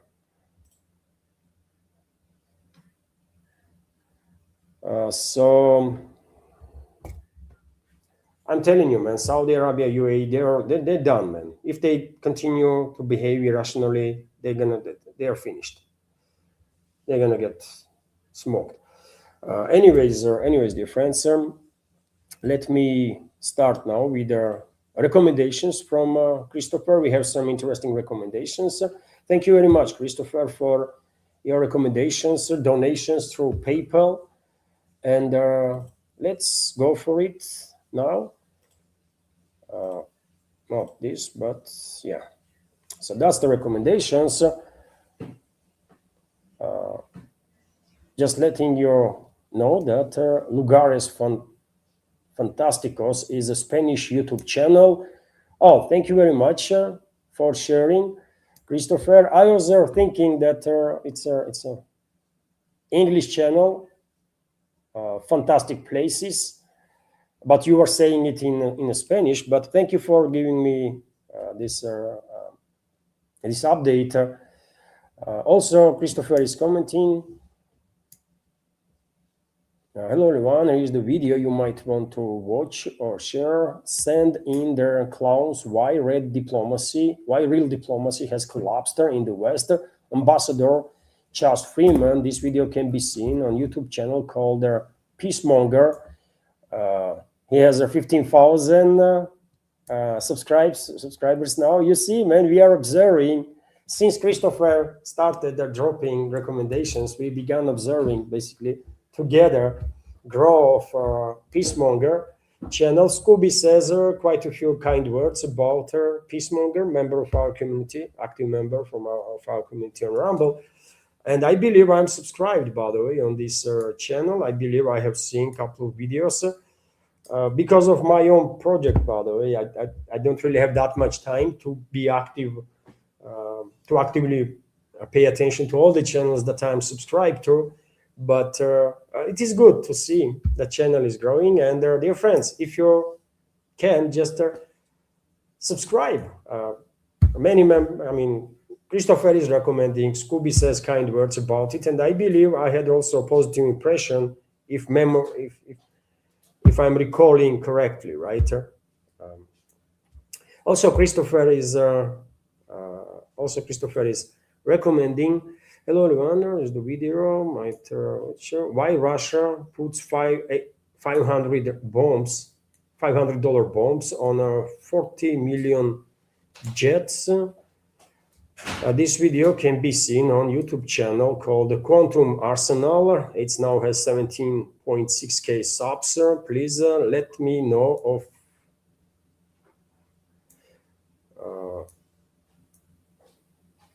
then sentence ends there. So, dear friends, on Quantum Arsenal, there is a video about adapting these gravity bombs to special military operation. Gravity bombs, by the way, these FAB bombs basically are typical gravity bombs, but when Russian engineers are adding this kit, a glide kit, it is becoming a long-range weapon, relatively long range. Of course, there are reports that with their latest kit, some Russian guide bombs can fly 100 plus kilometers, which is quite a lot, actually, right? Which is quite a lot. In terms of immediate vicinity of a line of contact, right? And 50, 100 kilometer, you can say it's basically zone of special military operation. So there is a take on this situation. I'm quite sure video will be about active deployment of Russian aviation of glide bombs, which served well Russian side and will continue to do so. And there are many accounts when Kyiv regime's forces are saying that they are literally terrified of Russian flight guide bombs because you can't hide them. You know, you might not die, might not be in the epicenter of explosion, so you might physically survive, but most definitely you will have a heavy concussion if you are in 100 meters or 150 meters from explosion. You will have a heavy concussion. You will have some internal damage because of the pressure difference, right? Immediate pressure differences that are created during these massive explosions. So it's a terrifying bomb, right? There is many accounts, enemy accounts, that they are terrified. Many of them are terrified of Russian fab bombs, and also, of course, Russian flamethrowers, by the way, Buratino and Soltsypyok. Terrifying weapon, man. Totally terrifying weapon. But if Soltsypyok has to go close to the combat, I mean, Soltsypyok, second generation of Soltsypyoks, for example, have a range of about 20 kilometers, which is not that much, really. So you have to go closer to the battlefield, and it's a risk there. Well, fab bombs, by the way, can be launched from 100 kilometers away, right? And you can do nothing about it. So it's truly terrifying, man. Also, there are more recommendations from Christopher. So let's go from for other recommendations. Zelensky's number one headache: Russia to finally stop gas to Europe, Italy mafia. This video can be seen on our YouTube channel called the GNF by Migrant. Thank you very much for sharing information with us, Christopher, about it. Zelensky's number one headache: Russia to finally stop gas to Europe. Interesting. Also, Christopher is recommending episode 1, Origins of the War in Ukraine. This video can be seen on YouTube channel called John Mearsheimer. Offensive Realism. He has now 86.4K. Thank you for sharing. I'm not sure these channels are actually John Mearsheimer's channels, or maybe they are run under the permission of or supervision of John Mearsheimer. Could be case, but I don't know really. Also, Christopher is commenting. Hello, everyone. Here is the video that you might want to share. Shocking GoPro sniper footage shows Russian special force in action. This video can be seen on YouTube channel Military Update. And dear friends, if you are interested in military videos, well, this is for you on Military Update channel. GoPro footage of work of snipers and special forces. Yeah, this is not gonna be for very sensitive people, but you know, others, if you are not that sensitive, if you can take it, then it will be interesting. But yet again, for very sensitive people, this is definitely something that to be avoided. These type of videos, by the way. I mean, I have seen a lot of stuff in reportings, and sometimes even you know, sometimes I come across some videos that even I find to be extremely like hard to look at. So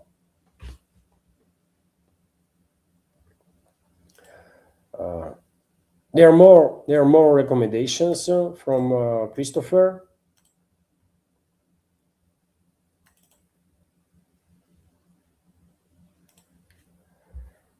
So Christopher is recommending this video. Russia, their militarizing Ukraine, is a working Navy combatant wet Steve journey.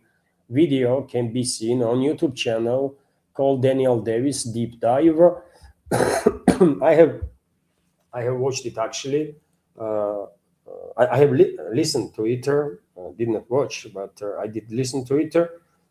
For some part at least. Of course, many members of our community are familiar with Daniel Davis's channel, Daniel Davis Deep Dive. He always, as many others, by the way, have good guests. Among leading channels now, for sure, together with Duran, together with Glenn Deason, Judge Napolitano. Who are the big channels? Daniel Davis is a big channel too. Dialogue Works, big channel.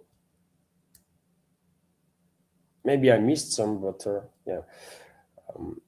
By the way, links to all these channels that I just mentioned can be seen if you want, or under my video. I have recommendation list there of a lot of channels, right? And you can find those channels too. It starts from Duran, by the way. I consider Duran guys to be leading figures in alternative media. Personally, very grateful for both Alexander Mercouris and Alex Christoforou for attention that I get from them. I was twice invited to their channels, like some time ago. So always gonna be grateful. So let's continue. Another recommendation is that there is a fires and repeated attacks blast Kiev very heavily. This video can be seen on YouTube channel called the Military Tube Today. Channel now has 138,000 subs. That's a big channel, by the way, right? And yes, dear friends, I mentioned in a news segment that there was a Russian strikes on the Kiev, on military targets inside the Kiev too, and I guess this video is exactly about that. Also, we have a recommendation from Christopher. Send in clowns why diplomacy has collapsed in the West. Ambassador Chess Freeman. This video can be seen on YouTube channel called Peacemonger, which has 50k subs. Thank you for these recommendations too, Christopher. And there are more. There are more recommendations. 3 more recommendations from Christopher.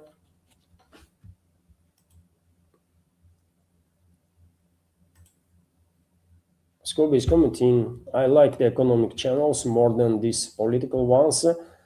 In alt media, different crowd through, kinder snobby and academic. Well, I like economical channels too. I'm subscribed to many of them. Although, of course, because I work in the field of news and political commentary, of course, I pay more attention to political channels, political commentators. But economical stuff is very, very interesting, of course. And there's so much to learn there because I'm not a financier, not an economist. So there is tremendous opportunities there to learn something better, right? Because this is not my field, right? I might know something, or I might have read something through my life about some economical stuff, but obviously I cannot ever come close to actual profit in a field, right? Economists, they are different. So of course it's interesting. Also, Christopher is recommending the channel Russian destroys Ukrainian oil tanker with the new missile. This video can be seen on YouTube channel called Murat San. Thank you for sharing. I actually have not seen a video with a missile strike on a vessel. I have seen many videos with the drone strikes, but I have not seen missile strikes, so must be interesting video there. Also, Christopher is recommending a video. Zelensky is the #1 headache. Russia to stop gas to Europe, Italy mafia. I already read this. GNF channel, by the way, provides us with a video about these topics. And there was one more recommendation from Christopher. Hello, everyone. Here is the video that you might like to watch or share. Jacuzzis about why Ukraine.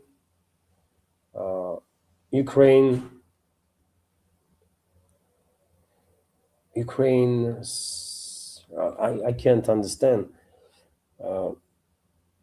why Ukraine a real center of gravity is cracking. This can be seen on YouTube channel called Peacemonger. So there is a lot of stuff is going on the Peacemonger, isn't it? Lot of updates there. Thank you very much, Christopher, for sharing with us information about these updates on different channels. Thank you, and many thanks to you for donations, of course, through PayPal. Thank you very much. And there was one super chat on Rumble, dear friends, from Scooby, and several from Wayward. Let me make screenshots if I may, and I will react, of course.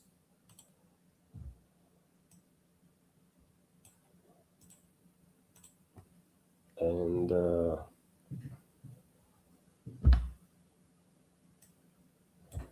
come on.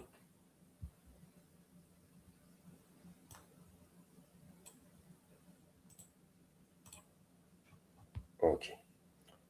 Now I'm ready.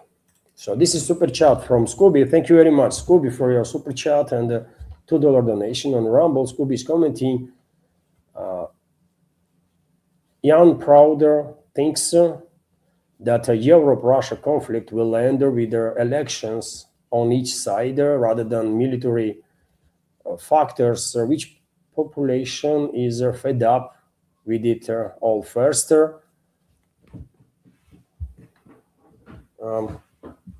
Elections on both sides. We have election in September here now, and objectively speaking, ruling party gonna maintain majority, right?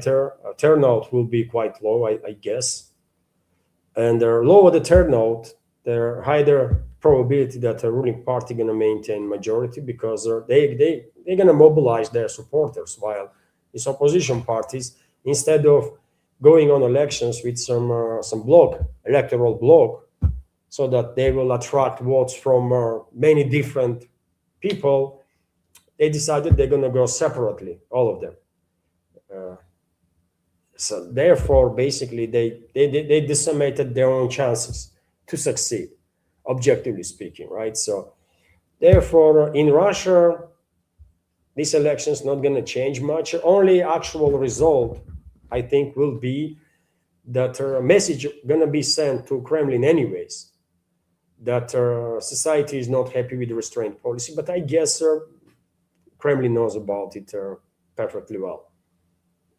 That frustration in society and anger in society due to lack of deterrent with the collective West is on the rise. So they know this anyways, right? Obviously. And some people, by the way, even Western commentators, so believe it or not, but already kind of linking this election, upcoming elections here in Russia in September, parliamentary elections, with their sort of kind of change of Kremlin's policies. Now we see intensification of long-range strikes, also maritime blockade is in force. And some people almost are going as far as to say that, well, Moscow is no longer exercising restraint policy. But I have to disagree with that. I'm personally not convinced yet that Putin actually changed his take. This latest operations and maritime blockade is basically a response to actions that Kyiv regime and its NATO backers did, right? We are reacting, we are not proactive yet. And this is clear, right? And also, I did not see any steps being taken to restore deterrent with the collective West. So therefore, yet again, I'm not convinced. I'm not, not that optimistic as some other commentators on internet that, well, Moscow is changing its restraint policy. Political pressure has its effects and stuff. No, I don't see it like that. But Kremlin definitely knows that people are frustrated and are angry because of this lack of deterrent with the collective West. So maybe Putin will actually greenlight one day Russian military and security services to restore deterrent. One day. So therefore, objectively speaking, elections here in Russia are not going to have much of an impact on the political scale, because none of the opposition parties are in a position to actually challenge ruling party separately. None of them going to be able to do so, right? Realistically speaking. Even though support of a ruling party is also quite low, and it's a 30-35%, maybe that's all they can hope for, current ruling party. But this 30-35% going to give them a majority in the parliament because they will mobilize their electorate, while these opposition parties, they don't look to be that organized really, right? If let's say turnout on elections is about 50%, 55%, which is max, I think. 30% of this 50 gonna be supporters of ruling party, and the rest gonna be supporters of these other, I don't know, 10 parties that gonna be on the ballot, right? Together, it's 11 parties will be on the ballots, ruling party and 10 others. And so, who gonna win? You tell me. Of course, majority will end up in the hands of a ruling party. It's simple math there, really. Best chances opposition parties had was to unite into electoral bloc, but they did not. For whatever reason, they did not, man. Makes no sense to me personally, but that's how it is. So therefore, here in Russia, elections not going to impact nothing really. Currently, when it comes to Western world, situation is a bit different, obviously, because you have elections that are scheduled for 27, isn't it? Presidential elections in France. Now there is a probability that in Germany, AfD party will become a governing party in a different lands, mostly in East Germany, but nevertheless, that will be a big deal. And there is a probability that during the next parliamentary elections, AfD actually might gain such a majority that they're going to become freaking ruling party, theoretically speaking. So it's going to be important, obviously, in terms of Germany and Europe. Also, we have smaller countries in Europe that are facing elections, and there is a clear rise of alternative movements, alternative parties that are positioning, at least publicly positioning themselves to be outside of this box that globalists created. There is UK, isn't it? There is UK, which is clearly facing political crisis, theoretically speaking, there is a probability that maybe Farage's Reform UK will be able to fight for forming the government. I'm a bit skeptical about it, but theoretically that might happen.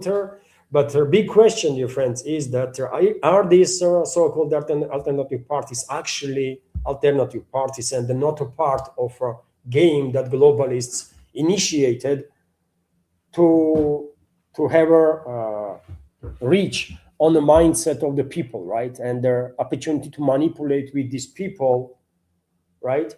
While creating this illusion that, well, this is alternative, while in reality, it will just operate under the orders of very same freaking globalists than traditional parties take orders from. It's a question. But theoretically, yes, I mean, elections in Europe definitely might have some impact, some limited impact on overall policies of the European countries, foreign policies at least. But impact going to be limited because I think globalists going to maintain last say anyways. They're not going to let Europeans to regain their own country, control over their own countries, man. Not happening. Just not happening, man. Thank you for sharing, Scooby.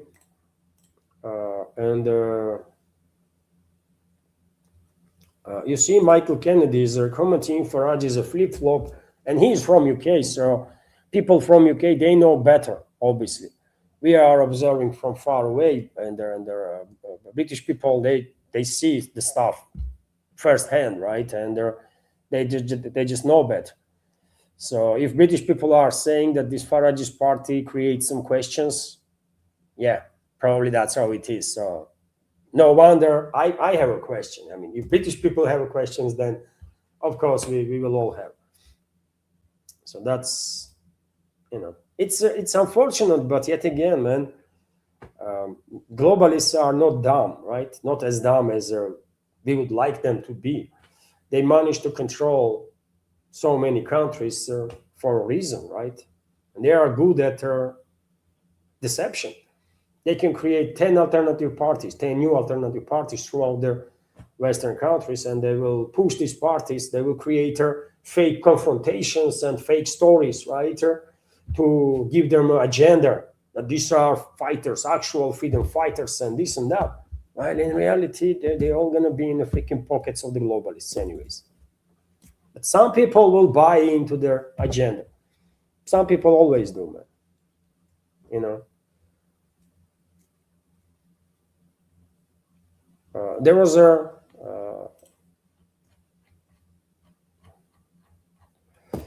there was also two more super chats from Wayward. Let me make a screenshot of these two, and I will react straight away. I mean, these community chat parts, by the way, I mean, hopefully there will be more members that will join this afternoon segment community chats and the discussions. This will support the project, and of course, that creates additional interesting content, by the way, when we are discussing topics that may not necessarily be like number one topic of the day news-wise, but nevertheless interesting topic that deserves attention. So thank you for this, dear friends, and let me screenshot this one too. So thank you very much, Kubi, for your super chat, and many thanks to Wayward also for super chats on Rumble, for super chats and donations to Rumble. So Wayward is commenting, I am still waiting to see Russia use FAB 9000 in action. If Russian engineers can manage it to put those on MiG-31, you want to say? Because Su-31 it does not exist. MiG-31, it's a one that launches Kinzhals. Su-35 is of course fighter jet. You can eliminate most of the port infrastructure in Ukraine. I mean, FAB 9000. I'm not sure. Su-35 can take it because diameter of that bomb, FAB 9000, will be just too bigger. You cannot put that bomb under the fuselage of Su-35. Su-35 is a massive fighter jet, by the way, but I think that bomb, FAB 9000, will be just too freaking enormous. You would not be able to. And 9,000, these numbers means the weight. 9,000 means it's 9-ton bomb. So I'm not sure if Su-35s or MiG-31s, for that matter, are going to be able, or Su-34s, for example. Maybe you meant Su-34 there. I'm not sure they're going to be able to lift these bombs, 9-ton bombs. Tu-22 bombers can, for sure. Medium-range bombers. Not medium, actually. They're strategical bomber type of aircrafts. These Tu-M3s, Tu-22 M3s. I think they can take on board at least two of such bombs. But yet again, Tu-22, I believe, can lift 20 tons, either 20 or 40 tons of bombs and missiles. But if you are able to put those weapons in the bay, right? And these FAB bombs, they are quite big. They're physically very big. So I don't know about 9,000, FAB 9000s. There was no instance, isn't it, yet? These FAB bombs being deployed, FAB 9000s. FAB 3000, yes, every now and then we are seeing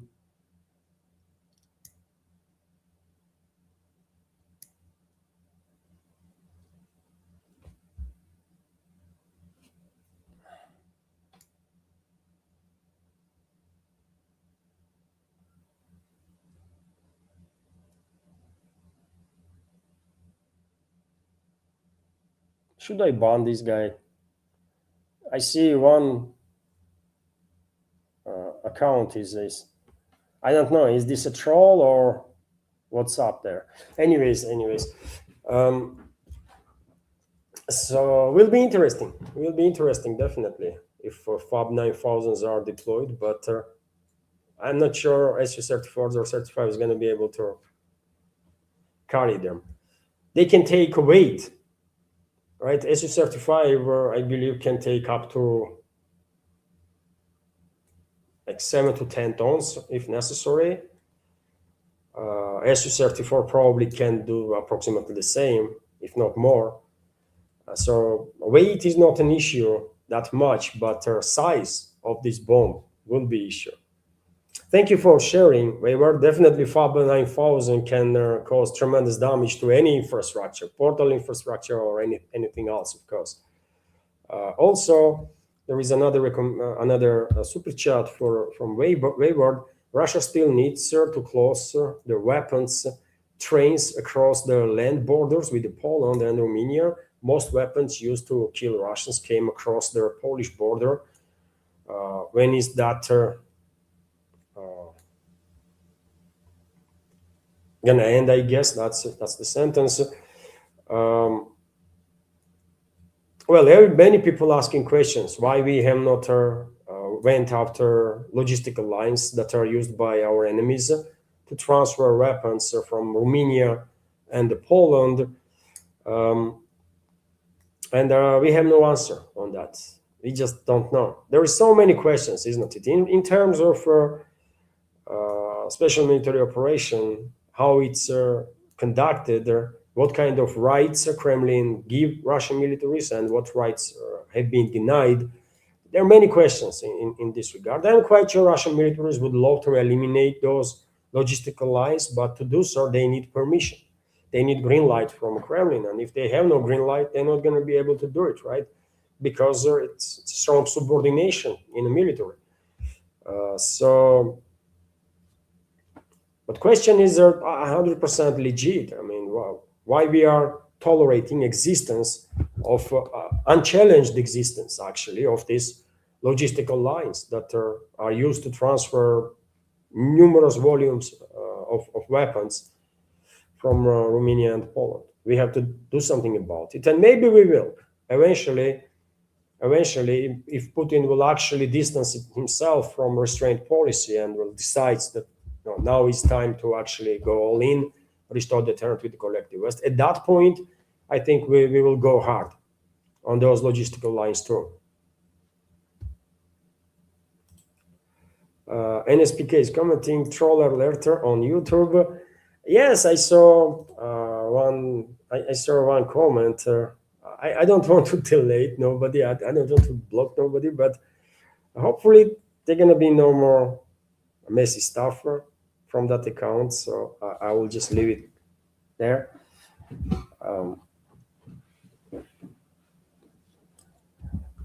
So thank you very much, Wayward, for sharing your opinion, for your super chat. And I agree with you 100%. We have to neutralize those logistical lines.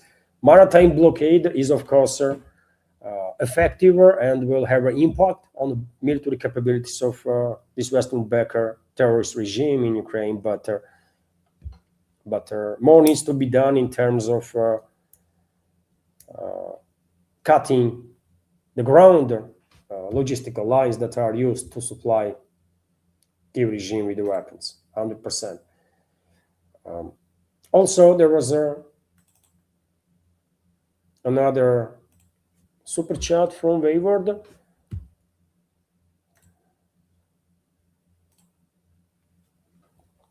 I forget to bring it back, these comments, so that both chats, YouTube and Rumble chats, can see each other.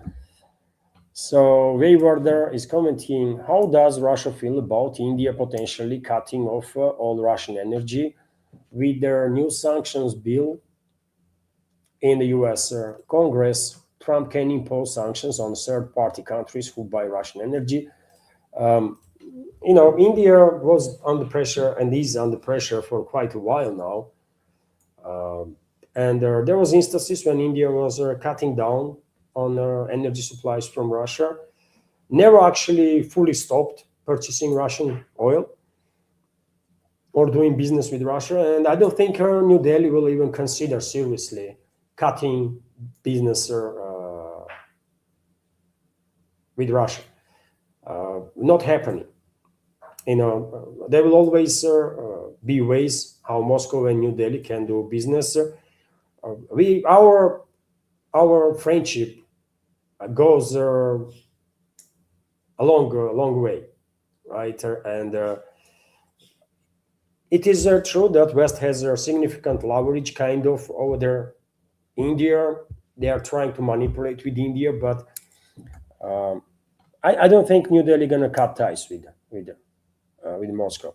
And also, dear friends, when it comes to this particular bill, sanctions bill, that is might be adopted either in August or in September in US, that among other things implies tariffs, about 100% tariffs on trade partners with Russia.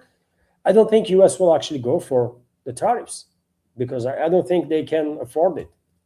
Because China is a major trade partner with Russia, not India, but China. And I don't think US is in a position to impose 100% or even 50% tariffs on China, on top of all the tariffs that they already have in place.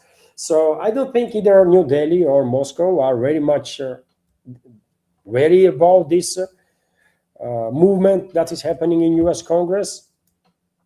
But there will be some pressure on New Delhi, of course, to distance itself from Moscow, but I don't think this will work. I mean, look at their geography. I mean, Russia is on the north, India is in the south, and in between there is China, right? And there are enough people in both countries, in Russia and in India, who thinks that one day in the future, in 20 years, 30 years, 50 years from now, China might become hostile or something. And one of the ways how two countries can stay on the safe side is to maintain strategical partnership, so that in case in 50 years from now China will be led some very aggressive groups of people and will mess around, two countries will be able to cooperate in terms of defense. So Russia and India have to be strategical partners, just have to be. It is not even a question for a discussion, neither in Moscow, neither in Delhi. We have no options but to be friends and their strategical partners. One day we might actually become, theoretically speaking, one day we might actually become even allies. In the terms that we might have a military alliance, maybe. Thank you very much, Wayward, for sharing.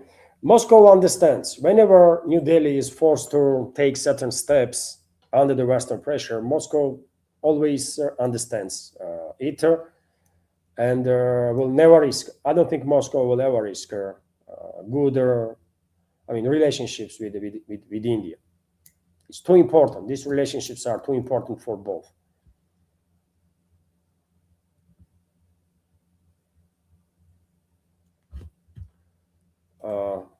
Scooby is commenting, I agree with the troll guy. I for Indonesia in the BRICS. Indonesia in BRICS are going to be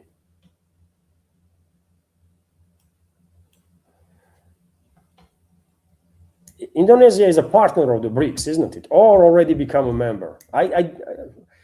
Last 2 years, I basically stopped paying much attention to BRICS. That's how dreadful, by the way, Brazil's leadership was. Brazil's presidency was in the BRICS, and unfortunately, India's presidency is also weak. The BRICS just disappeared from the world stage in past 2 years, which is crazy, but that's what happened. And the speaker is also commenting, India has several new oil refineries. They are desperate for that Russian oil. And you see NSPK giving us the answer. I mean, they need oil, right? It's still a sort of a deficit on the market, isn't it? there is neither for oil, and one way or another, but Russian Federation going to be able to find their buyers for its oil. And there was also another super chat from Wayward. Let me highlight, dear friends.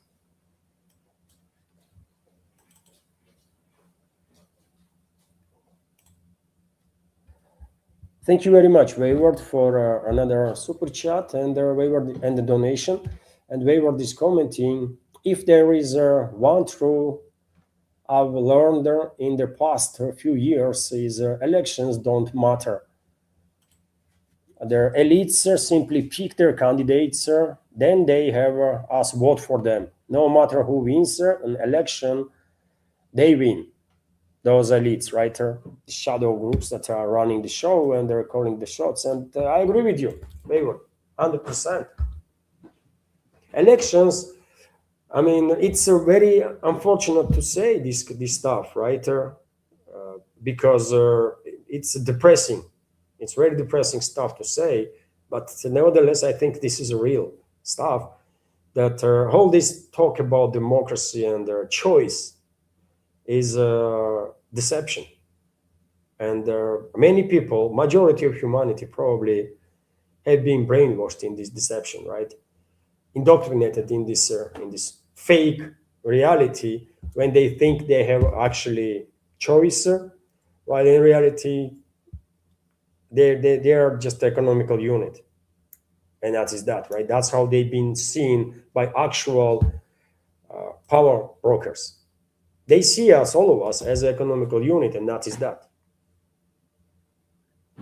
You know, but to acknowledge this, it's a painful, right? It's depressing, because that means that we are either totally unable to make a change, or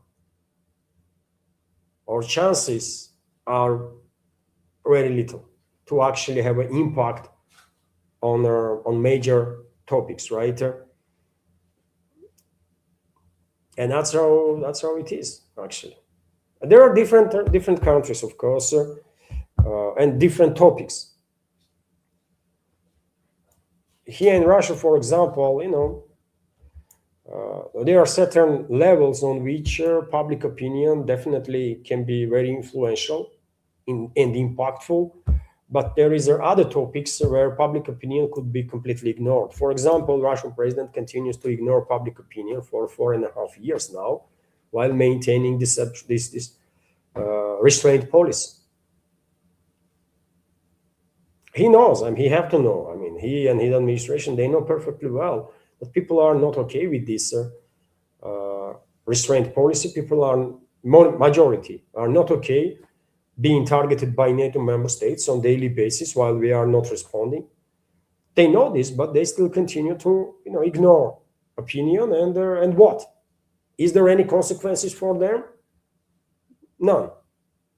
We're gonna have elections now in September, late September, and I mean, political field is so weak, actually, that there is not even much choice. Yes, 11 parties going to be on the ballot list, but from these 11 parties, did any of them actually articulated the topics that society is demanding? None of them did, man. None of those parties went for, I don't know, manifestation or demonstration with demands to restore the tenant with the collective West.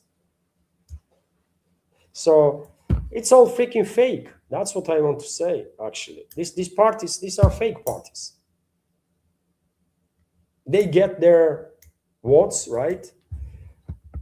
Many people probably are indoctrinated here in Russia too, in this idea that, well, you see, it's Единая Россия party, ruling party, and this is a communist party, and well, communist party never going to be in bed with Единая Россия, and then they're always going to fight for people. And really?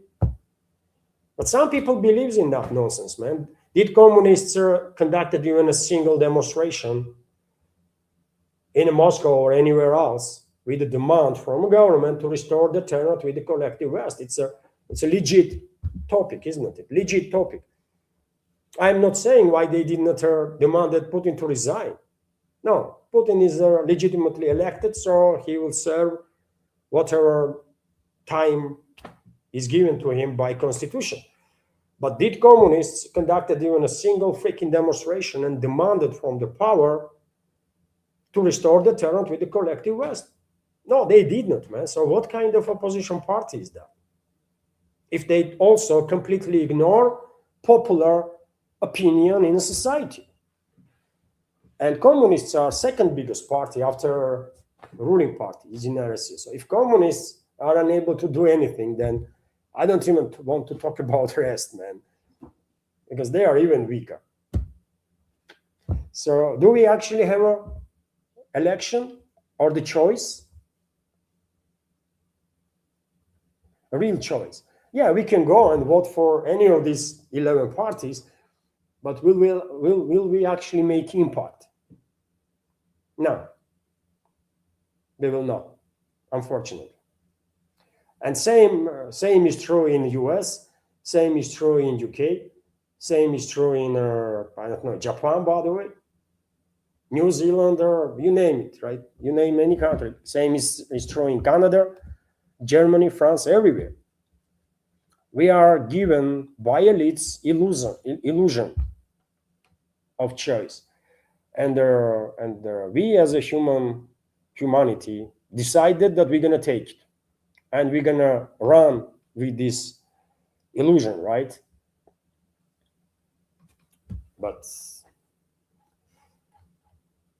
you know, what you gonna do about it, really, man? That's the question. Okay, we know that this is we all are kind of failed to deception throughout the world, right?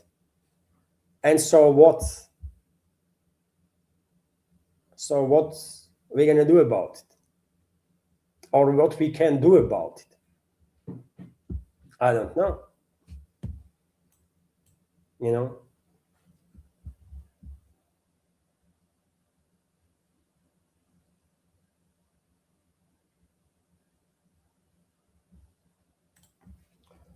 Nidish is commenting, Levan, these people don't know how middle powers operate in the world, as West and Soviet blocs lived always under alliances, and Indonesia will do the same. Don't forget they are member of non-alignment movement, and yes, they are, by the way. I mean, this non-alignment movement was quite a big one, isn't it, in the past century? Now it's been forgotten big time, but yeah, Indonesia is a serious player, and you are correct. I mean,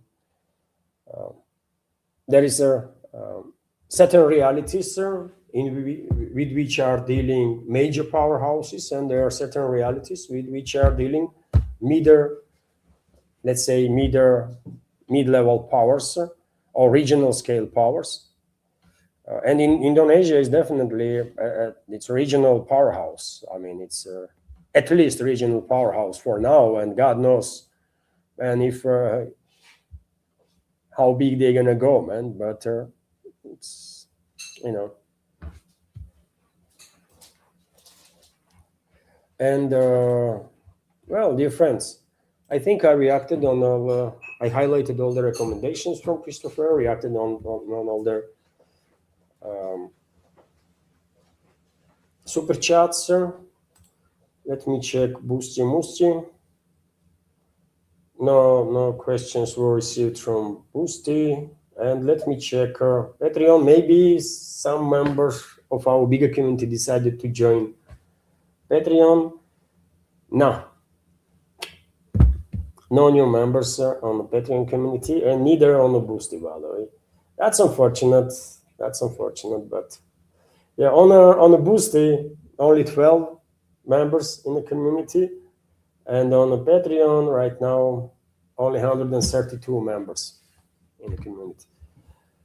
Well, you know, maybe tomorrow we will have a new member. And you see right now, Scooby dropped super chat, so let me react on it.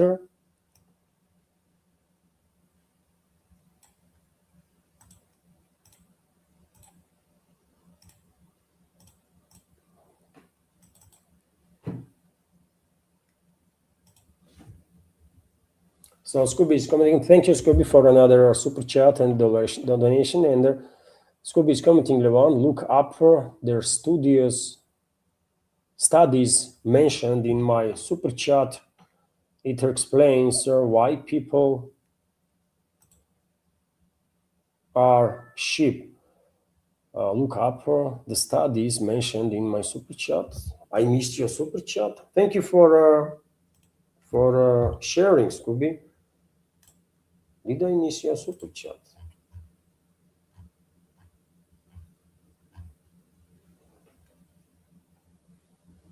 Oh, I did actually. My apologies, Scooby. You see, I just spotted this.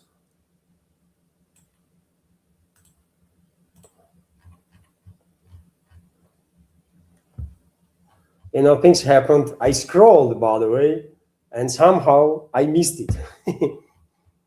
Unbelievable, unbelievable. So let me react. Thank you for letting me know, Scooby, about your super chat that I missed there. And once again, thank you for supporter. And Scooby is commenting. You are constantly baffled at the way people are brainwashed. Milgram experimenter, ASCH experimenter, Zimbardo experimenter. People are defaulter sheep. No, Scooby, I have never heard about a Milgram experimenter. Maybe I have forgot about it and I read something, but right now I cannot recall that I have any knowledge of about any of these experiments. So thank you for sharing.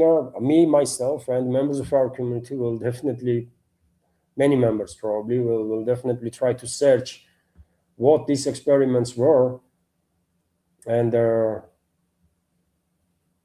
we will know better about techniques that are used to manipulate their society. But yeah, we clearly been manipulated. I mean, in different countries on a different scale. A level of brainwashing in the West is absolutely baffling for me because I mean, of course, there is a propaganda here in Russia too, isn't it?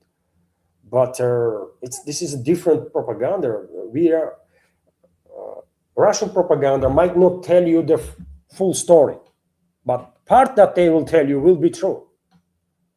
So that's the one way propaganda goes, right? They will tell you some part of the truth, and some part will stay hidden. But whatever knowledge you will get, that will be still true, right? But in the West, they don't do this way. They go full lie. I mean, 100% lie. They just freaking lie, man. And people being brainwashed or indoctrinated to believe in total nonsense. Right? And that's why probably someone like Zelensky can allow himself to talk to Fox News, which is one of the biggest channels in US, if not the biggest one. And he's saying, and he's been, I guess, lectured up front what to say and so on, right? And so he's saying to American public that they lost 50,000 troops since the beginning of their confrontation, and that goes in America. That's just too bad, man. Because it's, I don't know, man, what that is, man. What they did to people in America, that they are actually taking total nonsense and they are fine with that. So you see, there is different levels of manipulation. We are manipulated, obviously, through attempts of rationalists to manipulate people. But what they do is, as I said, man, they are giving us a part of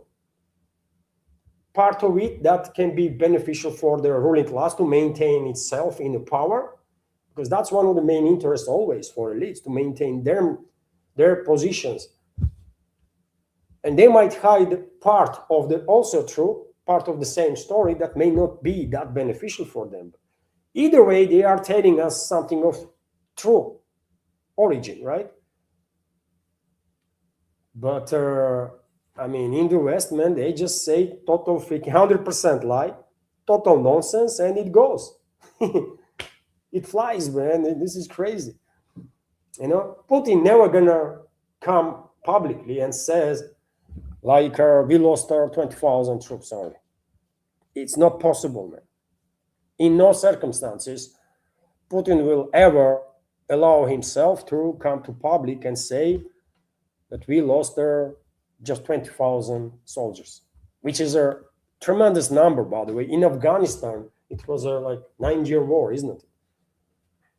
Soviet Union lost 12,000 troops approximately. So this conflict that we are engaged now is you know, and Afghanistan was a quite high intensity war, but this war is like 10 times more intensive. And so you see,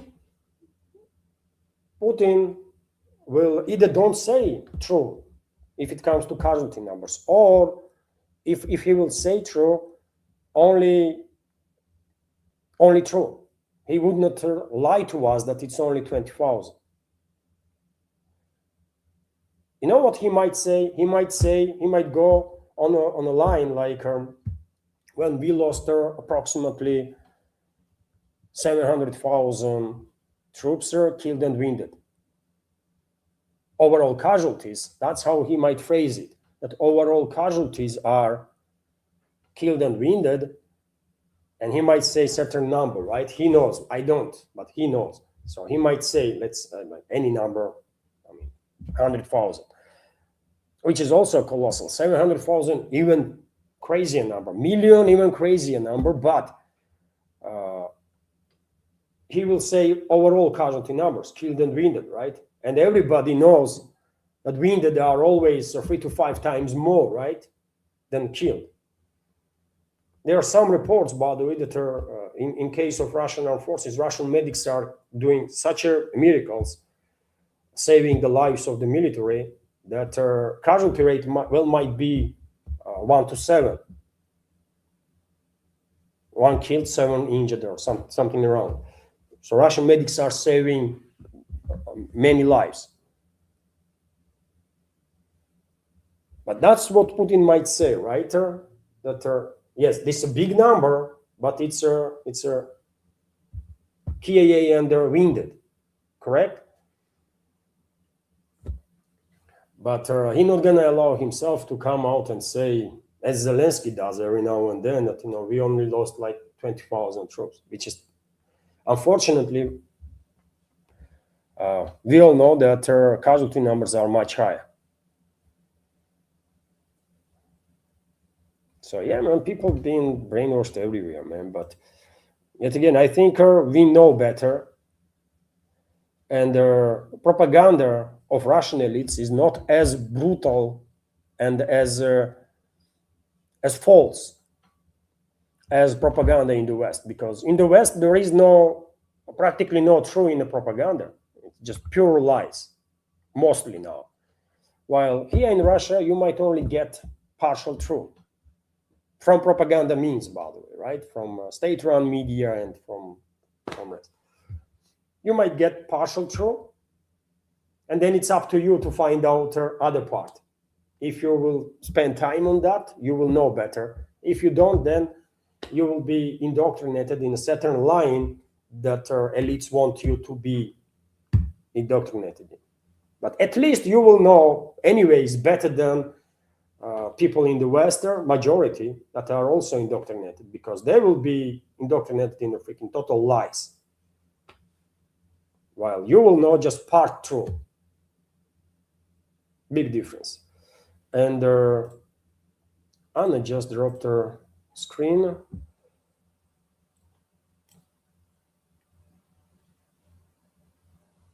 Oh, there is a Christopher's question.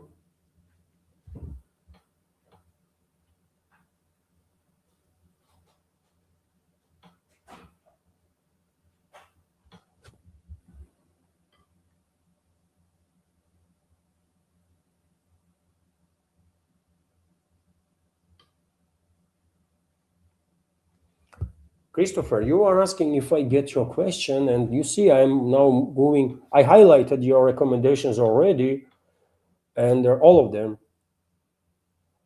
And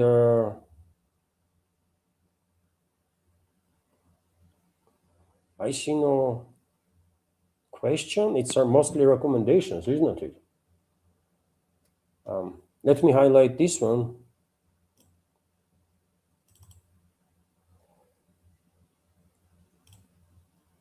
So thank you, Christopher, for recommendations and donations through PayPal. Hello, Levan. Did you get my question? I send you through PayPal, and I did not. Did I miss your question? I highlighted all your recommendations, reacted on them, and there was no question. Did Anna miss the question because she is? It's her account, isn't it? She is just making screenshots and sending to me. And if we missed your questions, Christopher, of course I will react on it anyways during the next update, for example. So my apologies if I missed your question. What was the question anyways, though? If you are online, can you drop a comment in the comment section, and I will react right now.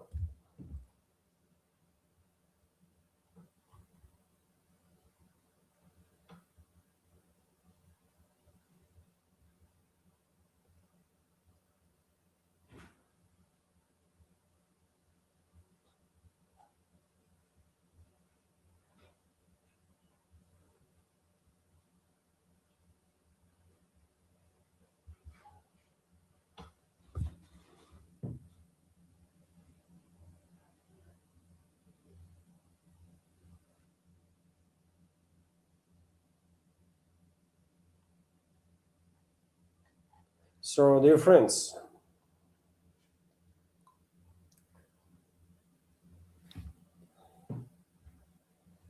and there was a super chat from Wayward. Super chat from Wayward on